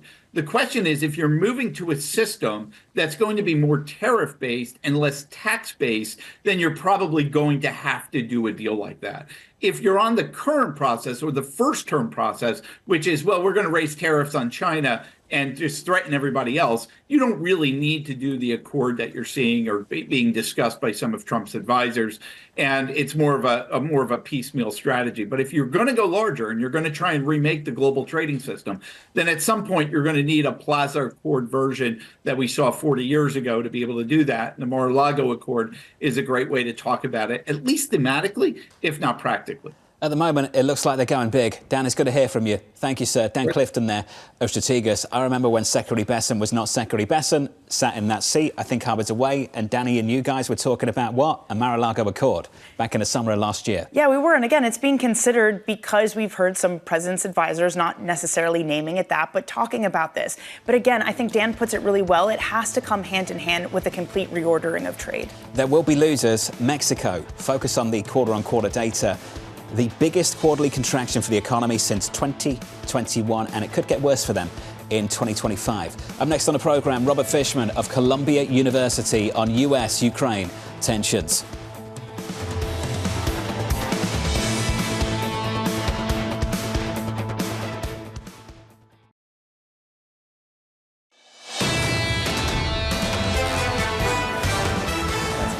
Live from New York City, welcome to the program. Equity futures just turning positive on the S&P 500 by close to 0.1% on the Nasdaq 100. We're positive as well, up by 2 or 0.3%.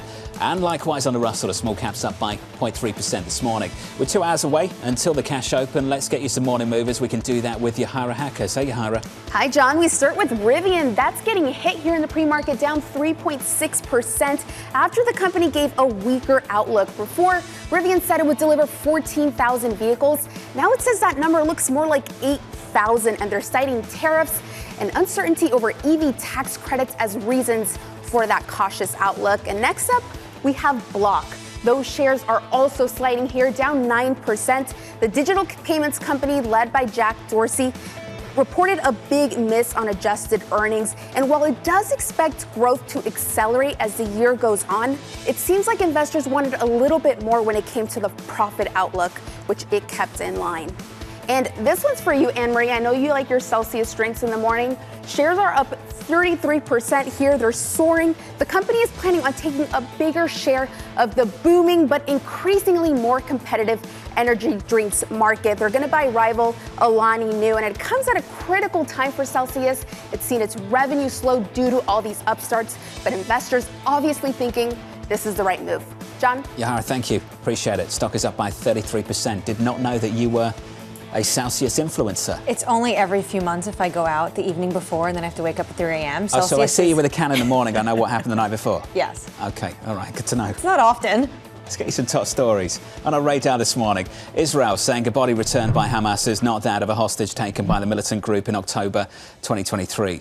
The exchange complicated talks for the second stage of the current ceasefire. Just shocking scenes, barbaric in the last couple of days. Absolutely. They are making Hamas, a terrorist organization, is making the release of these hostages, which has been done under a deal, into an absolute spectacle.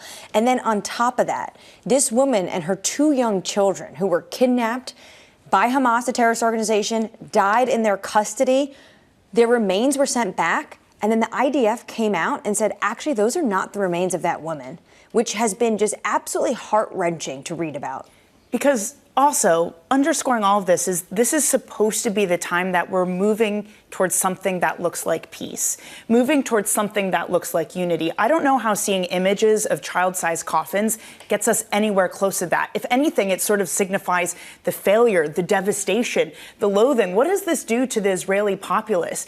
You have to imagine that it hardens them in a way and makes it harder for these types of peace negotiations and ceasefires to continue on. It certainly doesn't help. Any updates on that front, we'll bring them to you throughout the morning here on Bloomberg. Let's turn to this story as well. The National Economic Council Director, Kevin Hassett, confirming tariff revenue could be used to replace income taxes. Hassett saying tariff revenue from China will amount to between $500 billion and $1 trillion over the next 10 years. Well, I guess we have to see what the tariff revenue is going to be. Right now, just an additional 10% was put on. When he talks about numbers as big as that, you have to think just from China alone, how much higher can that rate get? I think this sounds like the maximalist approach that you do sometimes hear from the Trump administration, but no one actually takes seriously that we're all going to not be paying taxes into the IRS. I think Torsten Slok of Apollo lays out really simply that the total revenue raised from income taxes is $3 trillion. Total imports into the U.S., $3 trillion. So in order for this to happen, you'd need 100% tariffs on all imported goods. Not to mention, you'd probably get less goods coming in because of the tariffs. So he says maybe you need something like 200% in order to replace income tax. We've got a spending problem. Doja's going to solve it all. Yeah. I hope they solve some of it. Yeah, unless they cause a recession in D.C., and then we're all happy, but D.C. is very unhappy. Look, a lot of this is tongue-in-cheek, but that's a big focus for this market increasingly. What happens with those spending cuts and what it means for the data? It is, and that's why we combed through those weekly jobless claims to say, has it shown up yet? It hasn't shown up. And at the moment, it doesn't seem like a big impact, but I guess, does the threat of losing your job for some people, not just in D.C., but for government contract workers, for local governments, is that enough to change behavior in consumers? Didn't see it in jobless claims just yesterday. We'll see if we see it in the coming weeks. Let's turn to this story. The United States putting sanctions on the table in Ukraine war talks. Treasury Secretary Scott Bessent telling us yesterday that the United States is prepared to either ramp up or dial back penalties based on Russia's willingness to negotiate. So basically, economic warfare is being used here in terms of sanctions to either get Putin to the negotiating table or punish him if he's not coming to the negotiating table. I'm reminded of what the Biden administration did really in the 11th hour on their way out. They took the harshest steps they could have taken over the course of the 3 years by outright sanctioning some Russian crude. Potentially, that is something we could see this administration continue to do, this new administration, if Putin is not playing ball with Trump. Let's extend the conversation. The Trump administration keeping up pressure on Ukraine's President Zelensky. He needs to come back to the table, and we're going to continue to have discussions about where that deal is going. Again, we have an obligation to the taxpayer. I think this is an opportunity. The president thinks this is an opportunity for Ukraine going forward. There can be, in my view, nothing better for Ukraine's future and for their security than to have the United States invested in their prosperity long term. So here's the latest this morning. The Trump administration looking to strike a deal over minerals and resources in Ukraine. Zelensky writing on X, Ukraine is ready for a security agreement with the United States after US and Russian officials met this week to discuss an end to the war. Edward Fishman, professor at Columbia University and the author of the book Choke Points, American Power in the Age of Economic Warfare, joins us now for more. Edward, good to see you, sir. Great to be here with you today. Let's start with the book. First of all, congratulations. I know you look back at the last couple of decades of foreign policy and the evolution of it on the US side of things. Give us the essence of that book and where you started and where it came from. Sure. So the thesis of the book, John, is that we are living in an age of economic warfare. Sanctions, tariffs, export controls, they've just become the primary way that great powers compete with each other. Obviously true of the United States, but increasingly true of our allies, the EU, Japan, China, India. And I think that this, sometimes people think, well, is this a choice? Is it because, Trump loves sanctions and tariffs and stuff like that? But I think it's really rooted in a structural mismatch. That you have a global economy that's still designed for the benign geopolitical environment of the 1990s, as opposed to the much, much more hostile one that we have now. What do you say to critics, sometimes myself, that say sanctions don't work, they just create new markets? What I would say is the question is, do sanctions work, right? Does anyone ask, does a bomb work? Well, a bomb is very good at blowing up something, but it doesn't always get you what you want. U.S. sanctions in particular are extremely effective at exacting economic damage on other countries. Whether that translates into the political outcomes we want, not always, but did 20 years of war in Afghanistan do that? No. But what we've seen from the Biden administration, because they're the one that levied all of these sanctions, froze the Russian assets, did any of that work? Because in the end, we're about to enter the fourth year of this war. Sure. So I think the initial goal that Biden had was to use the threat of devastating economic pain to deter Putin. And that clearly failed. The second that Putin invaded Ukraine, that threat failed. You have to ask yourself, well, why did it fail? Is it because sanctions could have never worked? The evidence actually shows, it's something I talk about in my book, that Russia underestimated the will that the West had to impose sanctions. And the best evidence of that is he had this war chest of $630 billion in sovereign reserves, and half of them were left right there for the U.S. and the EU to freeze. So if he had thought that the U.S. was going to go that far, he would have diversified much more broadly into RMB, gold, and other assets. And you get this acknowledgement from the U.S. that sanctions are leveraged with Moscow. You see that in the current discussions. I wonder what you make of those current discussions. Scott Besson, again, was on this program yesterday saying that they are still a tool that they are considering. But do you see it in the language they're discussing? Marco Rubio talking about unique economic opportunities. Is it a tool to help the U.S. to improve the economy and that relationship, or something about the war in Ukraine? It's like, Danny, Putin is trying to pull a fast one on Trump right now. He's basically saying that you should lift sanctions because it's in America's own interest. And they're trying to couch, allowing U.S. oil majors back into Russia as sort of a carrot to give to the U.S. The reason U.S. oil majors left Russia, A, is because of U.S. sanctions. It's not because of anything Russia did. And B, the projects that, for instance, Exxon was involved in the Russian Arctic, which I was involved, by the way, in getting them out in 2014, are no longer profitable. Drilling in the Russian Arctic is extremely expensive and is just not profitable at current oil prices. So I hope that the Trump administration doesn't kind of fall for this, illusion of business opportunities in Russia. I don't think they will. But, some of the things I think, as you said, that Marco Rubio has said are a little concerning. Well, you even write on about the point that it would go in deference to the American energy dominance goal if they do something like that. But at the same time, it's not as profitable. So what would it mean for domestic production of energy if there is some sort of deal struck with Russia? So let's say in a world where Trump actually agrees with, Putin's view and says, OK, let's lift sanctions. I mean, what would senators and members of Congress say from Louisiana if we're prioritizing Russian LNG over U.S. Gulf Coast LNG? What would the Alaska delegation say if we're prioritizing Siberian oil exports over Alaskan? It's a little confusing, to be honest, and that's why I don't think we're going to go there. And I think if you're just looking at this even from a very narrow America First Trumpian view, you'd actually think, Annmarie, that you would build on those final sanctions that Trump put in place, which sanctioned Russian crude at the end of the administration. What that would do is it would provide a little price stability to give U.S. shale more room to produce at profitable rates and probably create market share for American LNG. Well, isn't Trump just in the middle of negotiating mode? He's trying to get Putin to the table. He wants, I think, a ceasefire to start.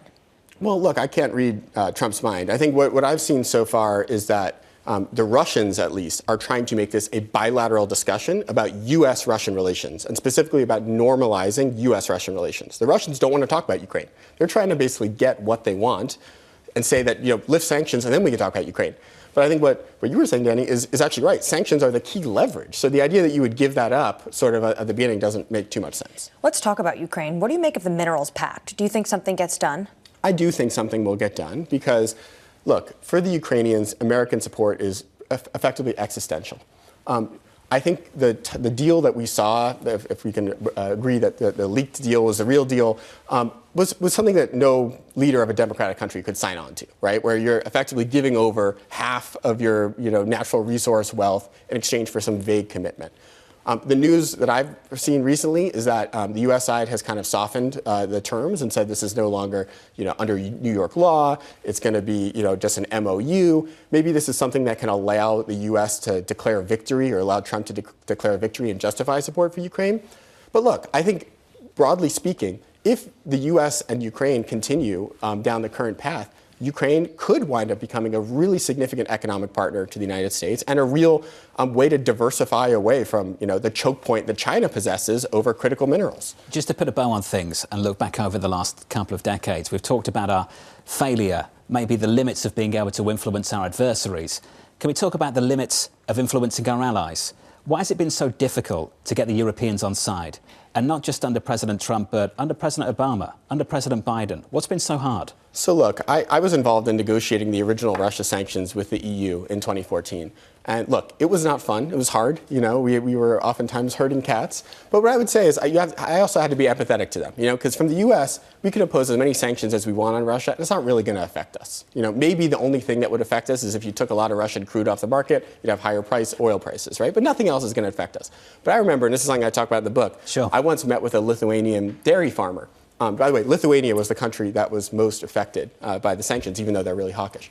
And she had lost 50% of her business because of the sanctions. And we were terrified. The U.S. government, we were like, oh no, what is she going to say?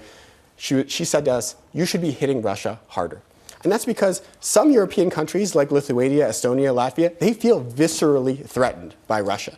But if you're living in, Madrid or Paris, the Russians seem pretty far away. Do you think the Europeans are equally as empathetic with the American position? Because the American position right now, how many times do you get a European tourist coming to the United States and saying, the infrastructure's terrible and our infrastructure's great? Let me tell you why. There is an $800 billion plus defense budget in America that the Europeans do not have. The American taxpayer has been subsidizing the European infrastructure story for a long, long time. Do you think they are equally as empathetic with the American position? No, and I think we can sort of separate the military situation from the economic sanctions situation. On the military side of things, look, the EU needs an army. They need an independent defense capability. Part of the problem, frankly, if you go back to the early 90s, is the U.S. has actually discouraged this because we viewed an EU military as a potential threat to NATO. So the U.S. in some ways has wanted to have it both ways, where we say, EU don't have a military because that would be a threat to NATO, but please share the burden. Hopefully, if the Trump administration says, look, Brussels, go ahead, build an army if you can get political support. I think that would be a good thing for both Europe and the United States. We've got a lot to talk about through the next year. Looking forward to doing it with you. And good luck with the book sales as well. Congratulations once again. Thanks so much for having me. Thank you, sir. Edward Fishman there of Columbia University. Let's get you an update on stories elsewhere this morning with your Bloomberg brief. Here's Yahara Hackers. Hey, Yahara. Hi, John. United Health Group shares are tumbling nearly 10% amid reports that the Justice Department has launched a fraud investigation into its billing practices. The Journal reporting the DOJ is looking into United Health's diagnosing practices after claims that Medicare paid the company billions of dollars for questionable diagnoses. Meanwhile, President Donald Trump met with Apple CEO Tim Cook at the White House yesterday. Cook is among the tech leaders who are trying to foster a closer relationship with Trump since his re-election. Apple, of course, is caught in the middle of an escalating trade fight between the U.S. and China at a time it's seeking to revive its sluggish iPhone sales. And Amazon MGM Studios has gained creative control of the James Bond film franchise. The company formed a new joint venture with longtime custodians Michael Wilson and Barbara Broccoli, ending the Broccoli family's control over the franchise. The move paving the way for Amazon to offer more James Bond content. That's your Bloomberg brief. John? Henry Cavill set in the 60s. Do you know how many times I've seen that online? That's what the people want. Henry Cavill set in the 1960s. I can't think about him without, this is horrible, but with that CGI mustache situation. We can fix that. Sort of classic British Bond. But if Amazon owns it, they need to do a redo of that. They need to make sure that everything looks good. I can't watch him in anything anymore because of that. I've got some faith in Bezos. I did not like how the Daniel Craig stuff ended. Didn't like that at all, but that's a story for another time. Up next on the program, transitory tariffs.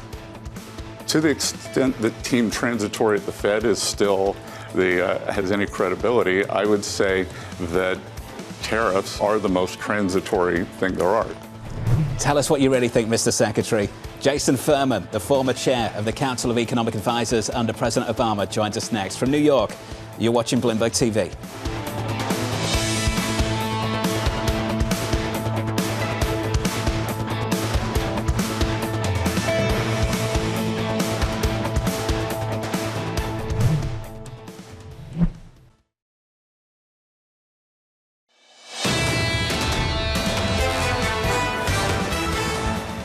Things a little calmer this morning. Equities not doing much. Similar moves in the bond market. Equities just about positive on the S&P 500. Bond yields lower by close to 2 basis points. A break of 450 on a 10-year, 448.76. Under surveillance this morning, transitory tariffs. To the extent that Team Transitory at the Fed is still has any credibility, I would say that tariffs, if they have any price adjustments, are the most transitory thing there are. So I don't think that should hold them back very long. So here's the latest this morning. U.S. Treasury Secretary Scott Bessent defending the administration's trade and tariff policy. Jason Furman, the former chair of the Council of Economic Advisors, with some sharp words for the previous administration, writing in Foreign Affairs, Biden never did the hard work of explaining to the public that enforcing further limits on trade with China imposed real costs on Americans, but that the national security gain was worth the economic pain. Jason joins us now for more. Now, Jason, I imagine you didn't write the headline, the post-neoliberal delusion and the tragedy of Bidenomics, but certainly the content got a lot of attention as well. What kind of feedback did you get from your own party after publishing that? I've been pleased by the reaction I've gotten. There's certainly some people that have been very negative and very critical. I've heard from a lot of Democrats who were happy that I wrote it and think we need to figure out a different way for policy going forward. And, I've also, heard from people that generate ideas. But the one feedback I haven't liked is there's been people from the Trump administration who have leaped all over it without realizing it. It is also a description of many of the problems, in some cases more severe, of their own policies. What do you think is the most severe problem in your mind of what the Trump administration is offering right now? In terms of the economy, tariffs, especially if we actually go ahead with anything on Canada and Mexico, which are just so inextricably linked with the way in which America makes things. I thought it was refreshing that the Treasury Secretary was effectively admitting that it will actually raise prices. I would warn him against using the word transitory for inflation. You don't know what gets built into expectations. I don't think the Fed could afford to have the inflation rate go to 3% for a year or two and say, but don't worry, it's just because of the tariffs. We're going to keep cutting rates even though inflation is 3% now. Jason, is it going to be hard for the Democratic Party, though, to throw stones at this administration when it comes to tariffs when we had such high inflation and the Biden administration refused to remove tariffs on places like China? Yeah, I wish the Biden administration had removed a lot of those tariffs.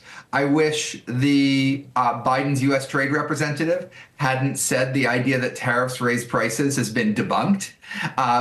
But, I don't think whataboutism helps your economy. And I don't think that, if tariffs raise inflation by 0.5 point and we end up with 2.9% inflation, it may be that Americans aren't really noticing it quite as much as they did a couple of years ago, but the Fed will certainly be noticing it. The Fed's not cutting rates in a world with inflation like that. And in fact, it might even be raising them.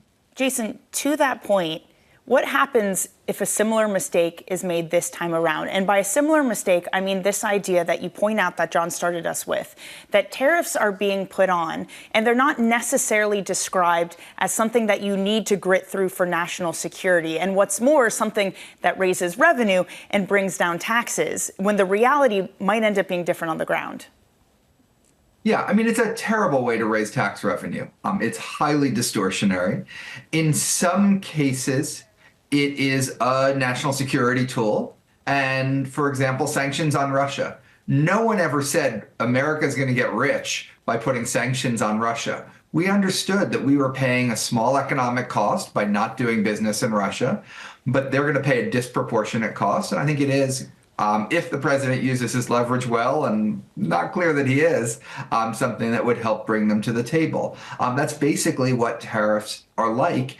And where you especially don't want to do them is where they're on intermediate inputs that are needed for American manufacturing, when they're on things that consumers want, when then there are things that are made by our allies, when they are things where you could cause trade diversion from another country. Just lots and lots of the ones that they've talked about are just very poorly designed. In this scenario, though, Jason, we saw last time around, tariffs were something that specifically hurt growth. Which is the bigger concern this time around? Is it some sort of inflationary impulse, or is it weakened growth and weakened demand? In the medium and long run, it's definitely growth. When I teach tariffs in class, we don't focus on the inflation aspect of them. We focus on what it means for both consumers having worse options to buy things, and producers who it's effectively putting a tax on as well, having a harder time selling things. In the current conjunction, though, we have underlying inflation at around 2.5%. If it falls by a few tenths, we're in great shape. The Fed can resume rate cuts. If it rises by a few tenths, the Fed has to call off any rate cuts, and it rises by a few tenths more than that, and they're increasing rates again. So given where we're poised right now, tariffs are just that inflation aspect, and the interaction with the Fed, I think, really is quite important. Jason, got 40 seconds left. I wanted to squeeze this in. Do we have any experience of threats this large lingering for this long with regards to tariffs? Do we start to behave as if tariffs are just going up? Yeah. Record amounts of uncertainty that businesses are facing right now. Just even threatening tariffs and unthreatening them has been studied by economists, and it has an effect, and that effect is a minus. So it's not something we should be playing five-dimensional chess with. We should be clear, transparent, and ideally limited. Jason, appreciate your time and a publication. Enjoyed the piece. Thank you, sir. Jason Furman there at the Harvard Kennedy School on the latest with trade and a whole lot more than that. In the next hour of Bloomberg Surveillance, we'll be catching up with Nadia Lovell of UBS, Dan Niles of Niles Investment Management. Now, at the start of the year, Dan had 5 picks. We're going to pick out 3 of them, 3 big winners so far in 2025. We'll catch up with Tiffany Wilding of PIMCO, and we'll speak to Ed Al-Hussainy of Columbia Threadneedle. From New York, the third hour of Bloomberg Surveillance, up next.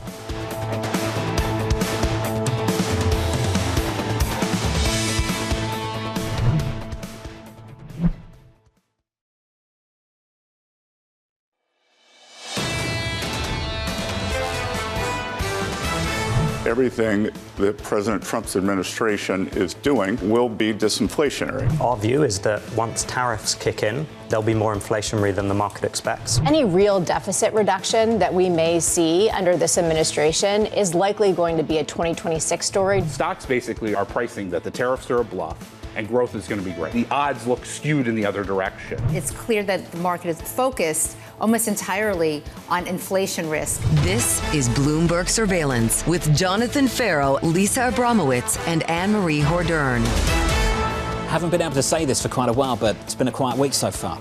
In the grand scheme of things, equity futures on the S&P 500 just about positive by 0.1% on the Nasdaq 100 with the opening bell about 90 minutes away. The Nasdaq 100 positive by a third, up by a third also on the small caps. If you want the scores in the bond market, the 10-year yield was lower yesterday, down again through most of this morning. We're down by 2 basis points, just short of 450, a break of that level in the last 24 hours. On the front end of the curve, the 2-year down almost a basis point to 426. Going into some economic data later on this morning, some PMIs at 9:45 Eastern Time. The PMIs out of Europe, not great, not impressive, and there are many people in this market who are looking through those tariff threats. Looking to the tariff threats at the moment. Many say, like, look, Trump is in negotiating mode. But Jonathan, you bringing up the calendar. March 4th, we're going to finally find out if that pause on Canada-Mexico is real or potentially those tariffs come into play. March 12th, 25% tariffs on aluminum. on steel. And April 2nd, auto tariffs in the range of 25%. Can you look through all of this? It's been a lot of bark. Only one place has had a bite, and that's in China. I think it's so remarkable that this bond market has been so unmoved, not just by the tariffs. Kelsey Berro, JPMorgan, was on earlier talking about this idea. Not only has it been stoic in the face of tariffs, we had CPI that surprised to the upside, retail sales that surprised to the downside. None of that moved the needle. If this was last year, we'd have this crazy volatile bond market that was moving back and forth. Even after Trump's election, how many banks did we hear from saying FIC trading is going really well because of the volatility? It's completely disappeared from this market. Front end of the curve, it's really anchored. In the middle of March, towards the end of March, the Federal Reserve's going to come out and put out a forecast. How do you provide any guidance right now, given some of the headwinds and tailwinds they might be getting later this year? Maybe it looks something like Raphael Bostic yesterday, who said, what I believe today could be completely different in 6 months. Again, maybe it's a market that will look at that and just continue to sit on its hands, because I'm not sure what you do with something like that. BNP Paribas started the week by saying the Federal Reserve was comfortably numb and not willing to do anything anytime soon. Well, what can they do? Say these tariffs are being used as a negotiating tactic. Are we going to get a deal April 1st, April 2nd between the EU and the United States? Potentially not. At the same time, Trump is just flooding the airwaves. It's not just tariffs. He's talking about the budget deficit, DOGE, tax cuts, a peace agreement in the Middle East, a peace agreement when it comes to Ukraine. It's hard to really understand what is going to stick.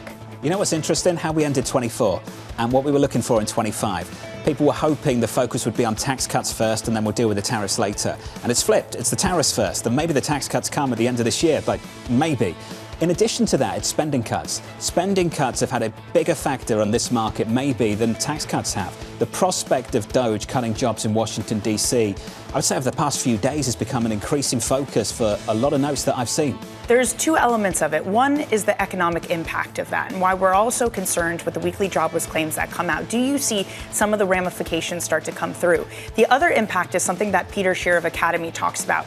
This idea that you can get the deficit down via budget cuts without hurting the economy. And that's part of the reason he argues that we've seen a bit into the long end of the curve. A quiet finish to the week going into the weekend, and let's hope it stays that way. Equity futures just about positive on the S&P. Coming up this hour, we'll catch up with Nadia Lovell of UBS with stocks near all-time highs. Dan Niles of Niles Investment looking ahead to Nvidia earnings, and Ed Al-Hussainy of Columbia Threadneedle on an overly optimistic outlook. We begin this hour with stocks looking to close out a second straight week of gains. Nadia Lovell of UBS writing, we remain constructive on the medium-term equity outlook, but near-term, the risk-reward is less compelling. While we are staying invested, we advise hedging strategies and standing ready to buy potential dips. Nadia joins us for more. Nadia, good to see you. Good morning. Good morning. What would lead to those potential dips?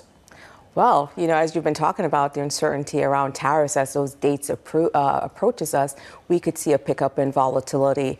It has implications for inflation. It also has implications for overall economic growth. And so I think we're all watching those days how much of that would stick. We do think probably that 25% tariffs on aluminum and steel will stick. We saw that in the first Trump 1.0 to protect American steel industry. The 25% tariff on Mexico and Canada, we think that continues to get pushed up. That's likely going to be more a negotiation.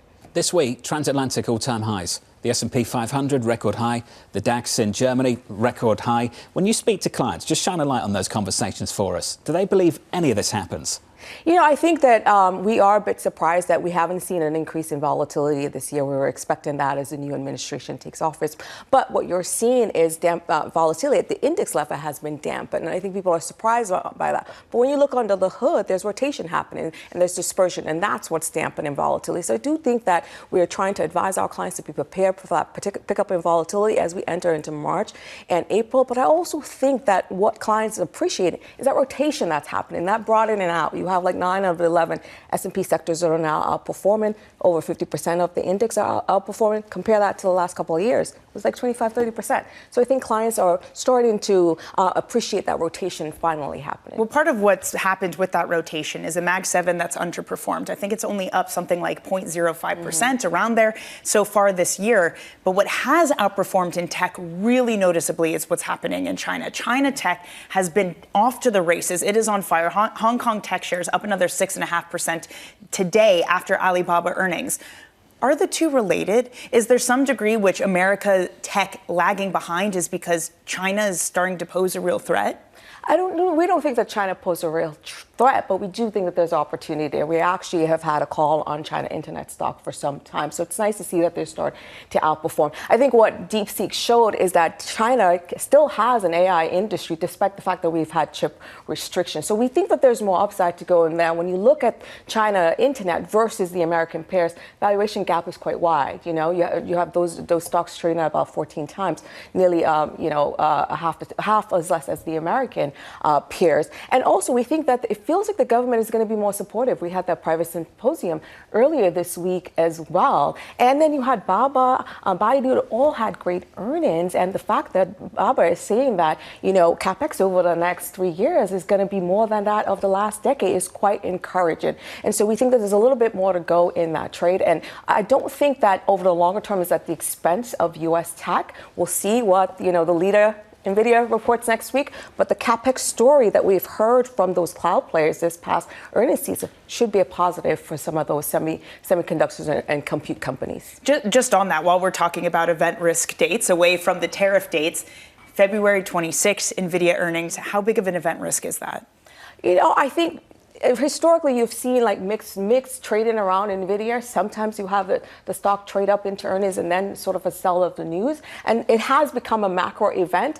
I don't know how much of a macro event at this time it is around because the stock is down going into earnings. So, there's sort of some expectations of volatility around that. And I think people are likely going to be more focused on what the administration has to say in March and April. And NVIDIA is no longer so much of a macro event as it has been over the last, I would say, year and a half. So policies, though, can infect that stock when it comes to semiconductors coming out of Taiwan or export controls. How aggressive do you think the Trump administration is going to be? The fact that he met with the CEO of the company, I think is quite positive. I do think as President Trump continues to say that America needs to continue to innovate. So I think he's going to be mindful in terms of not doing anything that's so aggressive that it dampens that innovation. But at the same time, we want to protect American technology and not have it get in the hands of China. We want to be ahead of that. So we think that on the margin, you could see some restrictions, but I don't think it's going to be overly aggressive. And it's not necessarily going to be against like Taiwan. We talked about all the risks that this market faces, and you're in the medium term, you're constructive. At what point do you need to see the good stuff coming out of Washington, the tax cuts, the deregulation, to get a little bit more bullish? I mean, reality is we always thought that those tax cuts will probably be quite minimum and likely in the second half of the year. I think what you want to see from the president is not tariffs that are overly aggressive, no blanketed tariffs, right? We don't want to see tariffs on Mexico and Canada because that would be disruptive. You are seeing progress, I think, in terms of deregulation. We'll see who take the helm in terms of vice chair of supervision for like the banks. Yes, this past week we see some volatility around financials, just given the headlines around the President Trump administration sticking with those stricter regulations around M&A of the Biden era. But again, those are guidelines, and the interpretation might be totally different than the Biden era. So that throws a monkey wrench in the most bullish case for the banks. We don't think that is a deal breaker. You'd buy the weakness in the banks this week? We would buy the weakness because there are other things at play that we think continue to support banks. So think about, we have an economy that's still chugging along. We have trading activity that's also doing well, asset and wealth management. And then there is that possibility for deregulation. CCART, the scenarios for this year are less harsh than they were last year. So we could see capital returns in the back half of the year. And then the Basel III endgame on pause, right? Bowman has said that, there needs to be a review of those capital requirements, so we could see some easier regulation. Nadia, always good to catch up, get an update on your views. Thank you. Nadia Lovell there of UBS. The financials, the banks on the S&P 500 having the worst week of the year, but still up on the week by close to 10%. I think up around 8% on the S&P 500 for that particular group of stocks. Equity futures right now just about positive on the S&P with an update on stories elsewhere with your Bloomberg Brief. Here's Yahara Hacker. Say, Yahara. Hi, John. The U.S. Senate confirmed Kash Patel to lead the FBI. Patel has promised to overhaul the agency, which President Trump claims has been weaponized against him and other conservatives. Patel promised not to politicize the FBI and says his top priority is protecting the rights of the Constitution. Meanwhile, Citigroup is the latest company to abandon DEI goals. The bank is ending targets for increasing representation among women and ethnic minorities. Bloomberg obtaining a memo saying the bank is dropping the policy, citing pressure from the Trump administration. And ESPN and Major League Baseball are ending their decades-long broadcast relationship after the 2025 season. The decision came after Disney-owned ESPN made clear its intentions to reduce rights fees, which MLB deemed unacceptable. Both parties left the door open to negotiating a future deal. That's your Bloomberg Brief. John? Yahara, thank you. More from Yahara a little bit later this morning. Up next on the programme, the morning calls, plus Dan Niles of Niles Investment Management ahead of NVIDIA earnings, due out in about a week's time. From New York City, this is Bloomberg.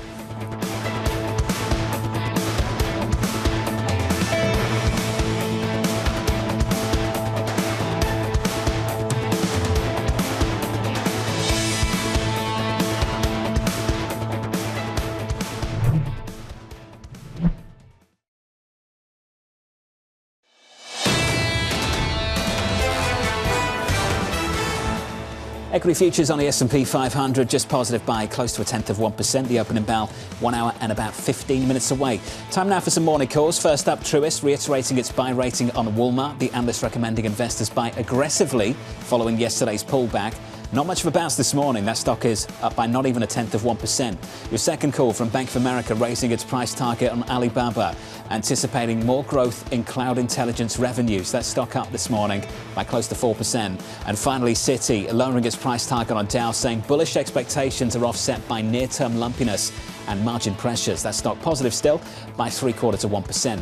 Let's stick with tech. Investors looking ahead to NVIDIA earnings next week. Dan Niles of Niles Investment Management saying, well, I expect solid results. It is the forecast for the April quarter that I wonder about. Can a slowdown in sequential growth from US customers be offset by upside from international customers trying to leverage DeepSeek and get in front of sanctions and incremental spending by Stargate? Dan joins us now for more. Dan, welcome to the programme, sir. We've got a solid 10 minutes with you, so a lot to talk about. So I want to begin with your calls coming into 24, not coming into 25, because you had a call very early on KWeb, which at the time was highly contrarian, going back into Chinese internet names, Dan, which have really picked up in 2025. Can we start a year ago, Dan? Why you liked that? Why you thought the mood was going to change?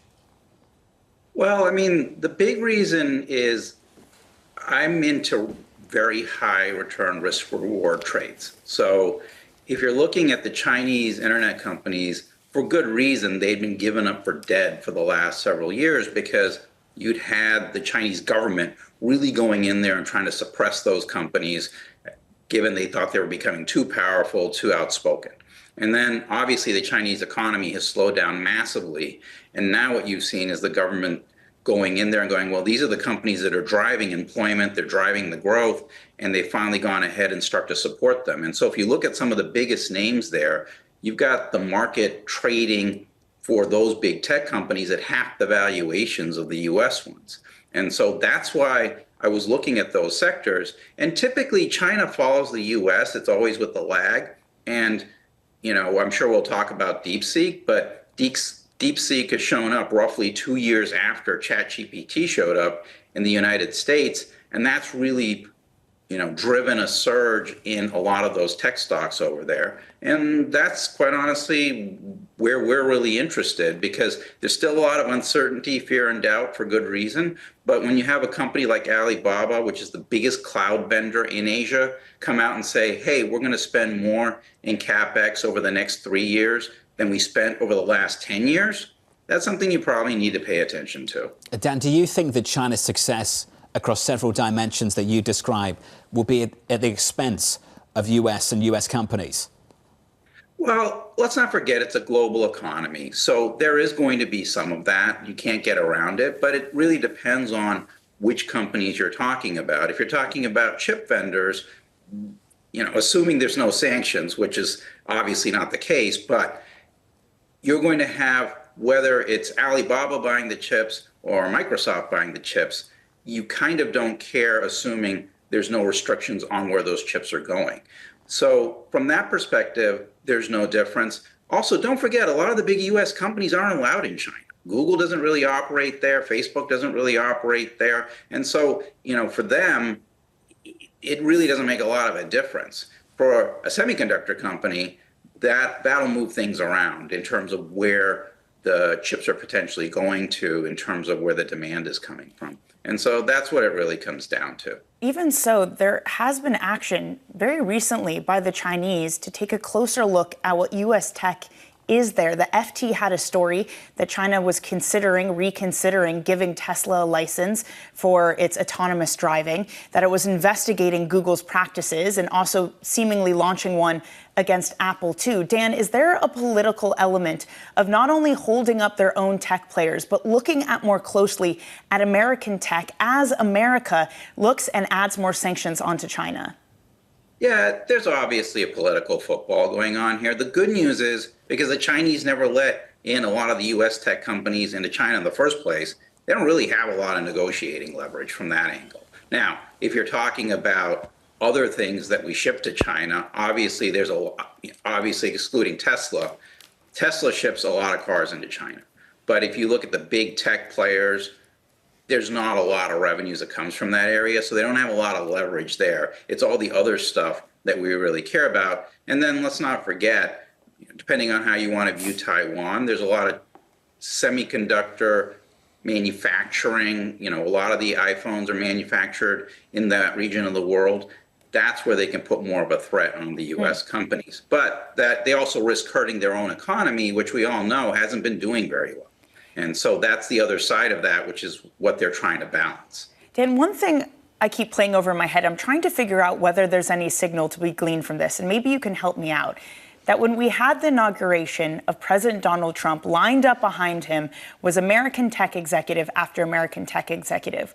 One person was notably absent, and that's Jensen Huang. Not only was he notably absent, he was notably in China at that very time. Is there any signal to be taken from that? I mean, I don't know. I guess what I would tell you is that the first time around President Trump got elected, it was really only Tim Cook that embraced him from the start, the CEO of Apple. This time around, pretty much most of the tech CEOs have gone ahead and embraced him because they know it's important. So with Jensen not there, I mean, let's face it, NVIDIA is probably one of the most, if not the most important company we have right now, just given we're in this early ramp phase, or we're 2 years into the ramp phase for generative AI.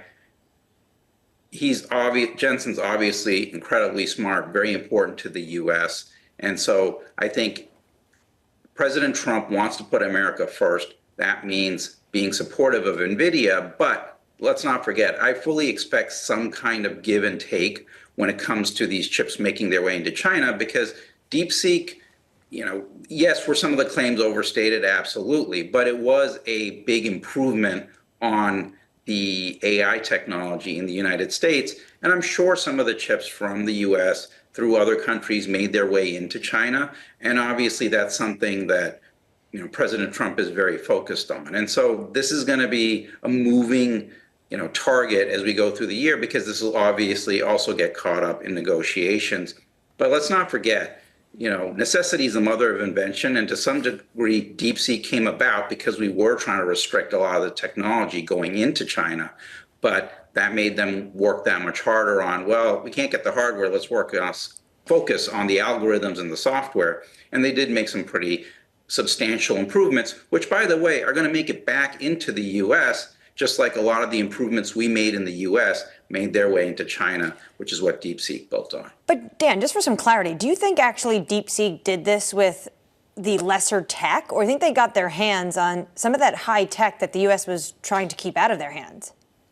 I mean, I believe they probably got their hands on some of this high tech stuff through other channels, but that doesn't take away from the fact they made some massive improvements on the way you process all this information to generate AI results. And so I think there's a little mix of both. I mean, all companies overstate what they are able to do and how they're doing it. And I don't think it's any different with DeepSeek.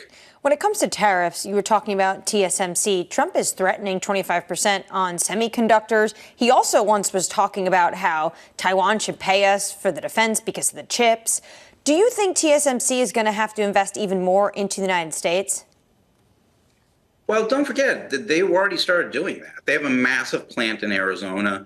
There's obviously been talk about how are they going to have a ongoing relationship with Intel? Will they take over part of the fabs in the U.S.? Because Intel, obviously, as we know, has been massively struggling.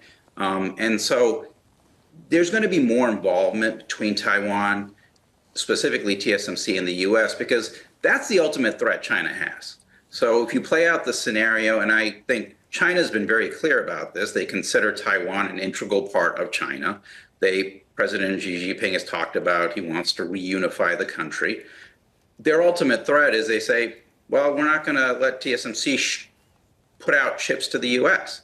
Apple gets those chips from TSMC, NVIDIA. You can walk down the list. The major tech companies in the United States all need that. That's China's ultimate threat. If you look down the road a few years, they just say, well, you can't have any chips, at which point the U.S. tech industry's got a massive problem, more than anything tariffs or other restrictions China could do to the U.S.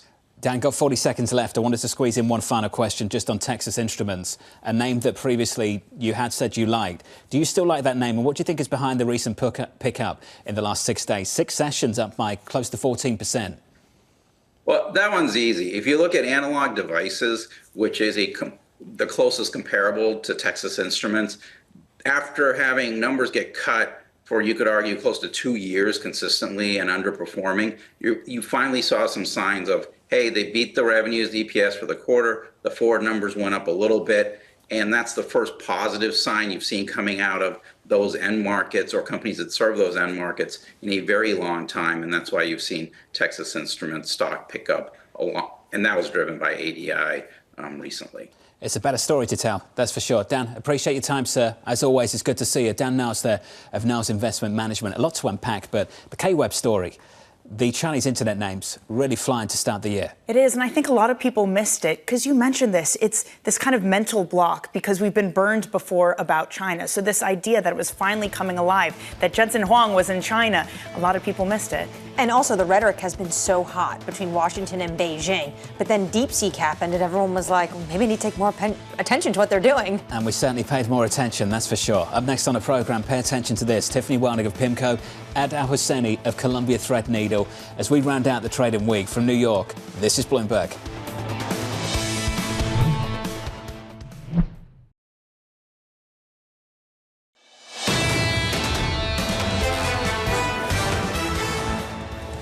Equity futures on the S&P just about positive. The opening bell 60 minutes away. On the Nasdaq 100, we're positive here by 1/3 of 1% and some relative outperformance on the Russell, up by 0.5. With 60 minutes to go until the cash open, let's get you an update on the morning movers. Here's Yahara Hacker. So Yahara. Hi, John. We started with United Health Group.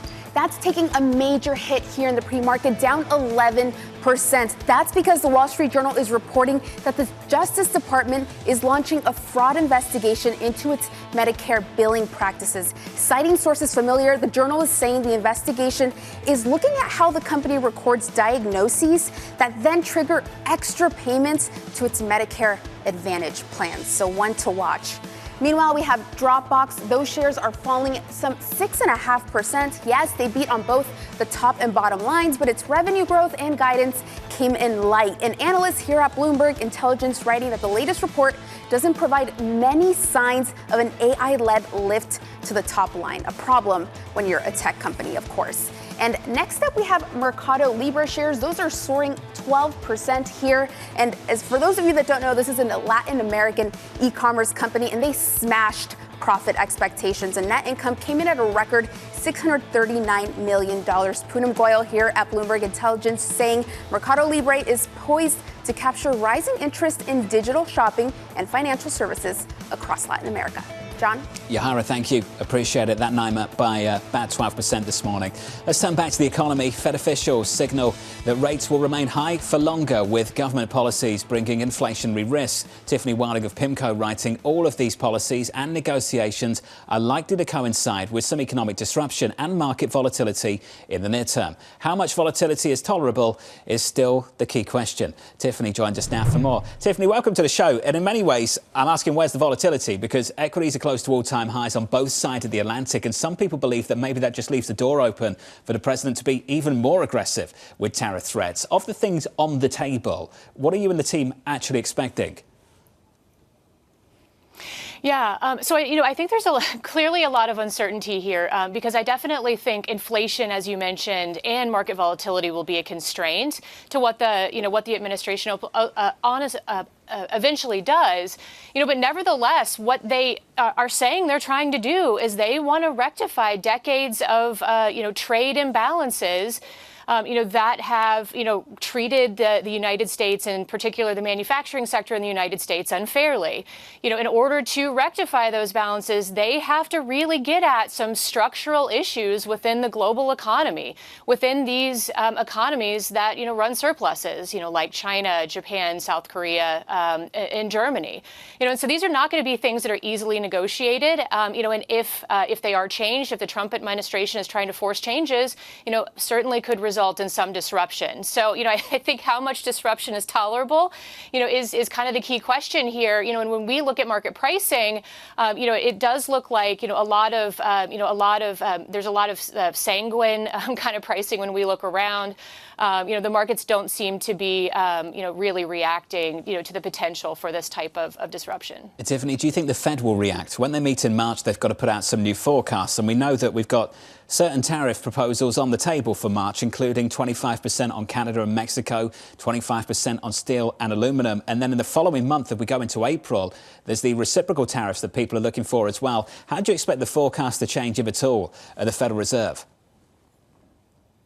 Yeah, I think this puts the Fed in a really tricky position, because these types of policies, they will result in likely will result in a delay of the Fed meeting its 2% inflation goal. They'll result in one-time kind of price level adjustments as these tariffs are passed on to consumers. But at the same time, they could also result in some economic disruption. Growth can have a bit of a drag from this. Other policies that the Trump administration are implementing, like more aggressive immigration policies, some of the potential government spending cuts that are being discussed within these reconciliation bills, all of that will put downward pressure on growth. And so that's that kind of goes against the dual mandate. You have conflicting issues. I think in terms of the Fed, basically what they've signaled is that the economy is coming into this period relatively strong position. Inflation has been stickier than expected. That last mile has been more difficult. And with all of this uncertainty, they're kind of happy to sit and watch for now, at least, and to kind of see how this plays out. Tiffany, could that lead to something that looks like a policy mistake? If history has told us that one of the impacts of tariffs is weaker growth, and you have a Fed that's still squarely focused on inflation, perhaps with recency bias, that they might not move or might not cut as much as they should when we know what some of the impacts of tariffs are. And as you say, it's not great for the economy. Yeah, I certainly think that's possible. I still think that the Federal Reserve is squarely focused on the labor market. As we saw in the latter half of last year, with unexpected weakness in the labor market, really kicking off about 100 basis points of cuts and adjustment lower in the Fed funds rate. We really do think they are focused on that. So ultimately, maybe they're a little bit more delayed. But if the labor markets really deteriorate, we would expect the Fed to react in a strong way. But Tiffany, what about the inflation side? We're going to get University of Michigan. We've already seen these surveys come out, and people are concerned about potentially higher prices, even if it's a one hit because of tariffs. How is the Fed going to react to that?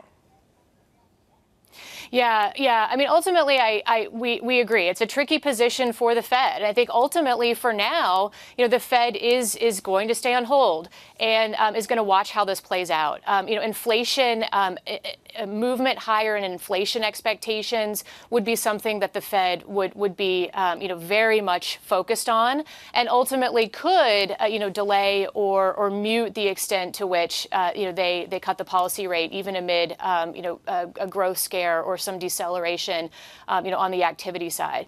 So I think this is something, again, that they're going to continue to watch, and it sets up for a very tricky position for them. Tiffany, what is our experience of tariff threats lingering for this long?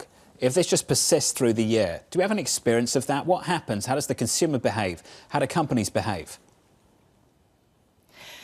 Yeah, well, here again, I think there's a little bit of, I hate to be a two-handed economist, but, you do have expectations that impact behavior, and that can go in both ways in terms of growth and inflation.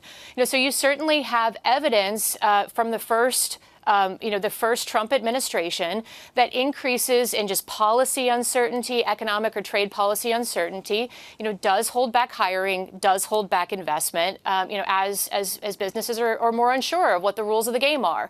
At the same time, though, you also see some, call it front-loading behavior. And we think we are absolutely seeing consumers do that now. So we've seen an increase in goods purchases. That drove the acceleration in consumption in the second half of last year.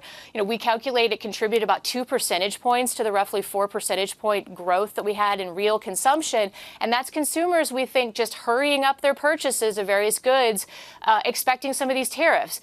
So that is kind of a near-term boost to growth. Obviously, that won't last forever. And eventually, we think the broader trade policy uncertainty, if it continues, will really start to hurt growth.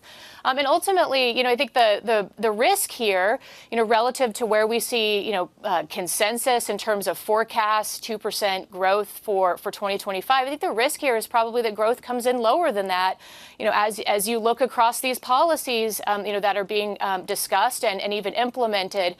Many of them, outside of maybe tax cuts, aren't great for the growth outlook, at least in the near term. And of course, when and if we do get tax cuts, that's more of a second half story and a 2026 story. So the near term risk, I think, is more of a loss of momentum in the U.S. economy here. Tiffany, can I just finish by saying God bless you to you and the team at PIMCO for waking up so early on the West Coast. It's amazing what you and the team do. Tiffany Willing of PIMCO, 5:30 Eastern Time, Western Time rather, on the West Coast in Newport Beach, California. Those guys wake up so early, all of them, like 2, 3 a.m. on the West Coast. Celsius drinkers. I'd say it's like kind of our wake-up time. You're going to send them some Celsius. That's where the Celsius is getting consumed. Yeah, for no sure. doubt about it, at PIMCO HQ. With us now is Ed Al-Hussainy of Columbia Threadneedle. He joins us now for more. Ed, it's good to see you, sir. Good morning. Do you see reasons to be bullish fixed income here, Treasuries specifically? I think the reasons are still pretty good, and they've been actually in place for the past 6 months. Not a lot has changed. The starting level of yield is still quite attractive, and risk assets are still quite rich. And we have an environment in which bonds are in a much better place to play that buffer role in a portfolio, and that really hasn't changed that much. That risk mitigation. Yields have dropped over the past 4 or 5 weeks. What do you think is behind that pullback in 10-year yields? I think we overshot a little bit. If you look at where we started in September of last year, we had overshot a little bit to the downside. There was a lot of fear around what was going on in the labor market. We've corrected that. The Fed's gone on hold, and we overshot to the upside into the end of last year. And now we're kind of in exactly the right zip code, right around that 4.5% level in the 10-year yield. Well, we've seen not just yields come in, but in a really tight range, too. Front half, you can make the argument the Fed has kept it really well pinned. But we've gotten economic data that surprised. And in the past, in just the last year, you would have seen more volatility. What do you make about the lack of volatility in this bond market? Yeah, absolutely. The volatility has been unusually warehoused in the FX market. When you look beyond the FX market in equities, in credit, things have been exceptionally well behaved. There's a fair amount of greed in those markets. The technicals are really good. There's a lot of money being put to work. There's just not enough of a catalyst to change the picture. Even though data has surprised a little bit to the upside, we did all of that work in the rate space in the fourth quarter of last year. Since then, the last couple of months, data's been really muddy, not enough to shift the Fed. The Fed's messaging has been quite consistent, and we've settled into a groove. And I think that's what's been driving volatility. We have seen past times, though, where FX volatility just mechanically spills into the rest of this market. Are we anywhere near those types of danger zones? Really hard to say. If anything, what's been happening is the risk markets are pulling FX volatility down, and you're starting to see high carry trades, long EMFX, short dollar trades come online, in part because, again, the dollar had richened a lot into the end of last year. Isn't all this driven by the policy uncertainty in Washington? I think it's all of this is driven by greed, fundamentally. Policy uncertainty comes next. Policy uncertainty is one of those things. The longer you marinate in it, the less relevant it becomes to price action. So the market is becoming, to Jonathan's point earlier, someone's note the Fed is numb, but maybe the market's just numb to all of what Trump is doing? It's becoming more and more difficult to focus on a specific policy action that has the scale and the scope to shift our valuation of risk, to really shift our view of the future at the moment. So there's a lot more stasis today, interestingly, than there was 3 or 4 months ago when we were anticipating these big changes straight out of the gate. We have seen a sentiment shift, though, in certain parts of the world. We talked about China earlier on this hour. In Europe as well, at the equity level, there's a big conversation about what's about to happen over in Europe. We'd love your thoughts on it. A little bit later this hour, we'll catch up with our correspondent over in Berlin about the German elections taking place on Sunday. Are you expecting some fundamental changes to spending in Europe and how that spending will be funded? I mean, it's been an evergreen conversation for the better part of the past 15 years. The demand story in Europe has been chronically weak. We've arrived at this point where I think it's critical for that conversation to be accelerated, both in terms of rebalancing domestic demand away from an export-driven economy, and then defense. Defense has entered the conversation in a major way, particularly in the last couple of weeks. Can we expect a significant gear shift coming out of this election? No, Germany is not capable of moving that fast. These are countries that have the ability, they have the fiscal space, they don't have the willingness. And the countries with the willingness don't have the ability. At the same time, in the US, we're set to see a big tax package go through. And at the end of last year, we were talking about the crowding out of other bond markets because of the amount of treasuries that would be issued. Do they have the fiscal space at the European level to do the kind of things that maybe they need to do?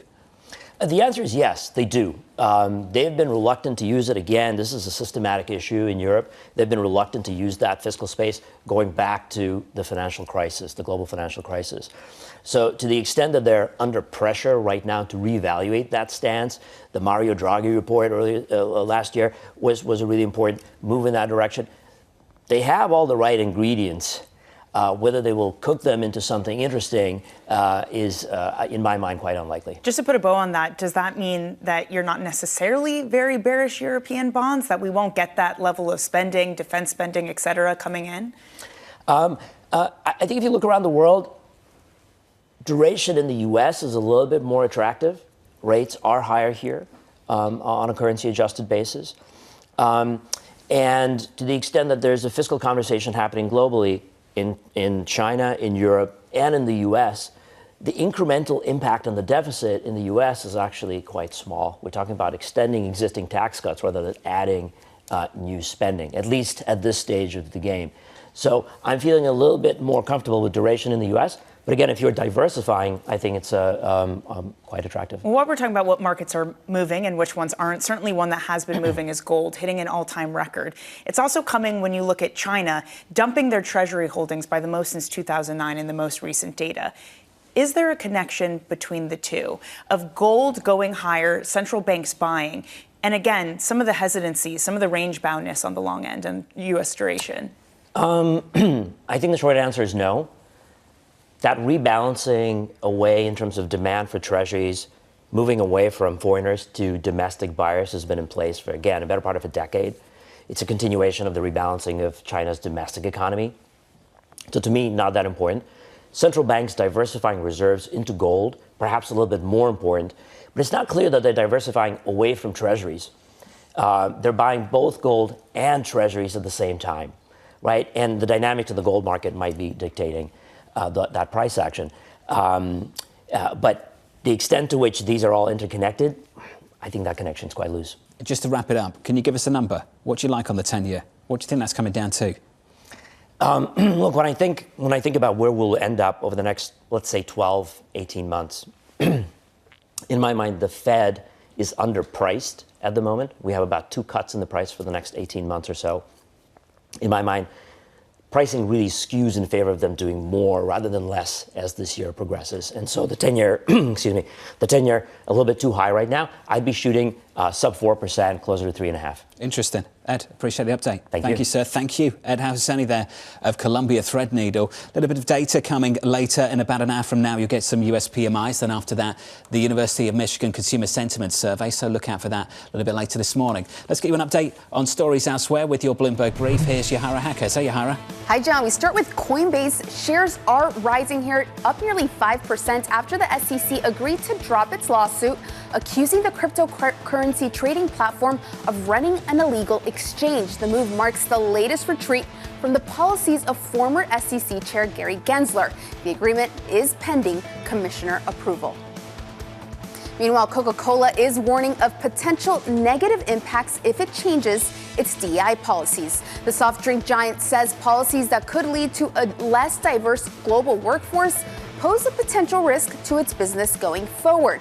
Meanwhile, rival PepsiCo going in the other direction, joining a number of companies dropping its DEI program. And the first ever Four Nations hockey tournament ended in a thriller, with Canada beating the U.S. 3-2 in overtime. Superstar Connor McDavid scored the winning goal for Canada after goalie Jordan Binnington saved 31 shots. Emotions in the arena were high amid tensions between the U.S. and Canada. After the game, Canada's Prime Minister Justin Trudeau posted on X, "You can't take our country and you can't take our game." That's your brief. John? Fighting words from Trudeau there. Fighting words. Yara, thank you. Up next on the programme, setting you up for the day ahead, we'll look ahead to that economic data and a big election taking place this weekend. From New York City, this is Bloomberg.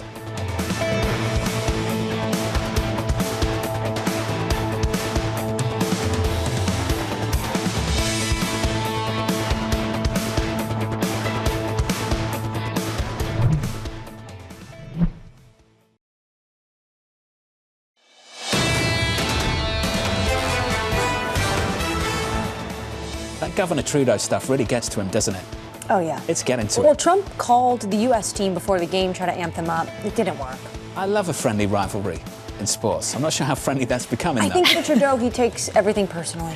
Yes. Well, they also booed the Canadian anthem this time. The Americans got their revenge. They booed when they sang "Oh Canada." Ice hockey is tough stuff. Equity futures right now in the S&P. I'm being very for real. Like, it really is tough stuff. In the bond market, yields are lower by about a basis point. We're down to 449.74. The opening bell is about 40 minutes away in the equity market. Let's look ahead to what you can look ahead to a little bit later this morning and through the weekend and into next week. Later this morning, US PMIs and UMich consumer sentiment.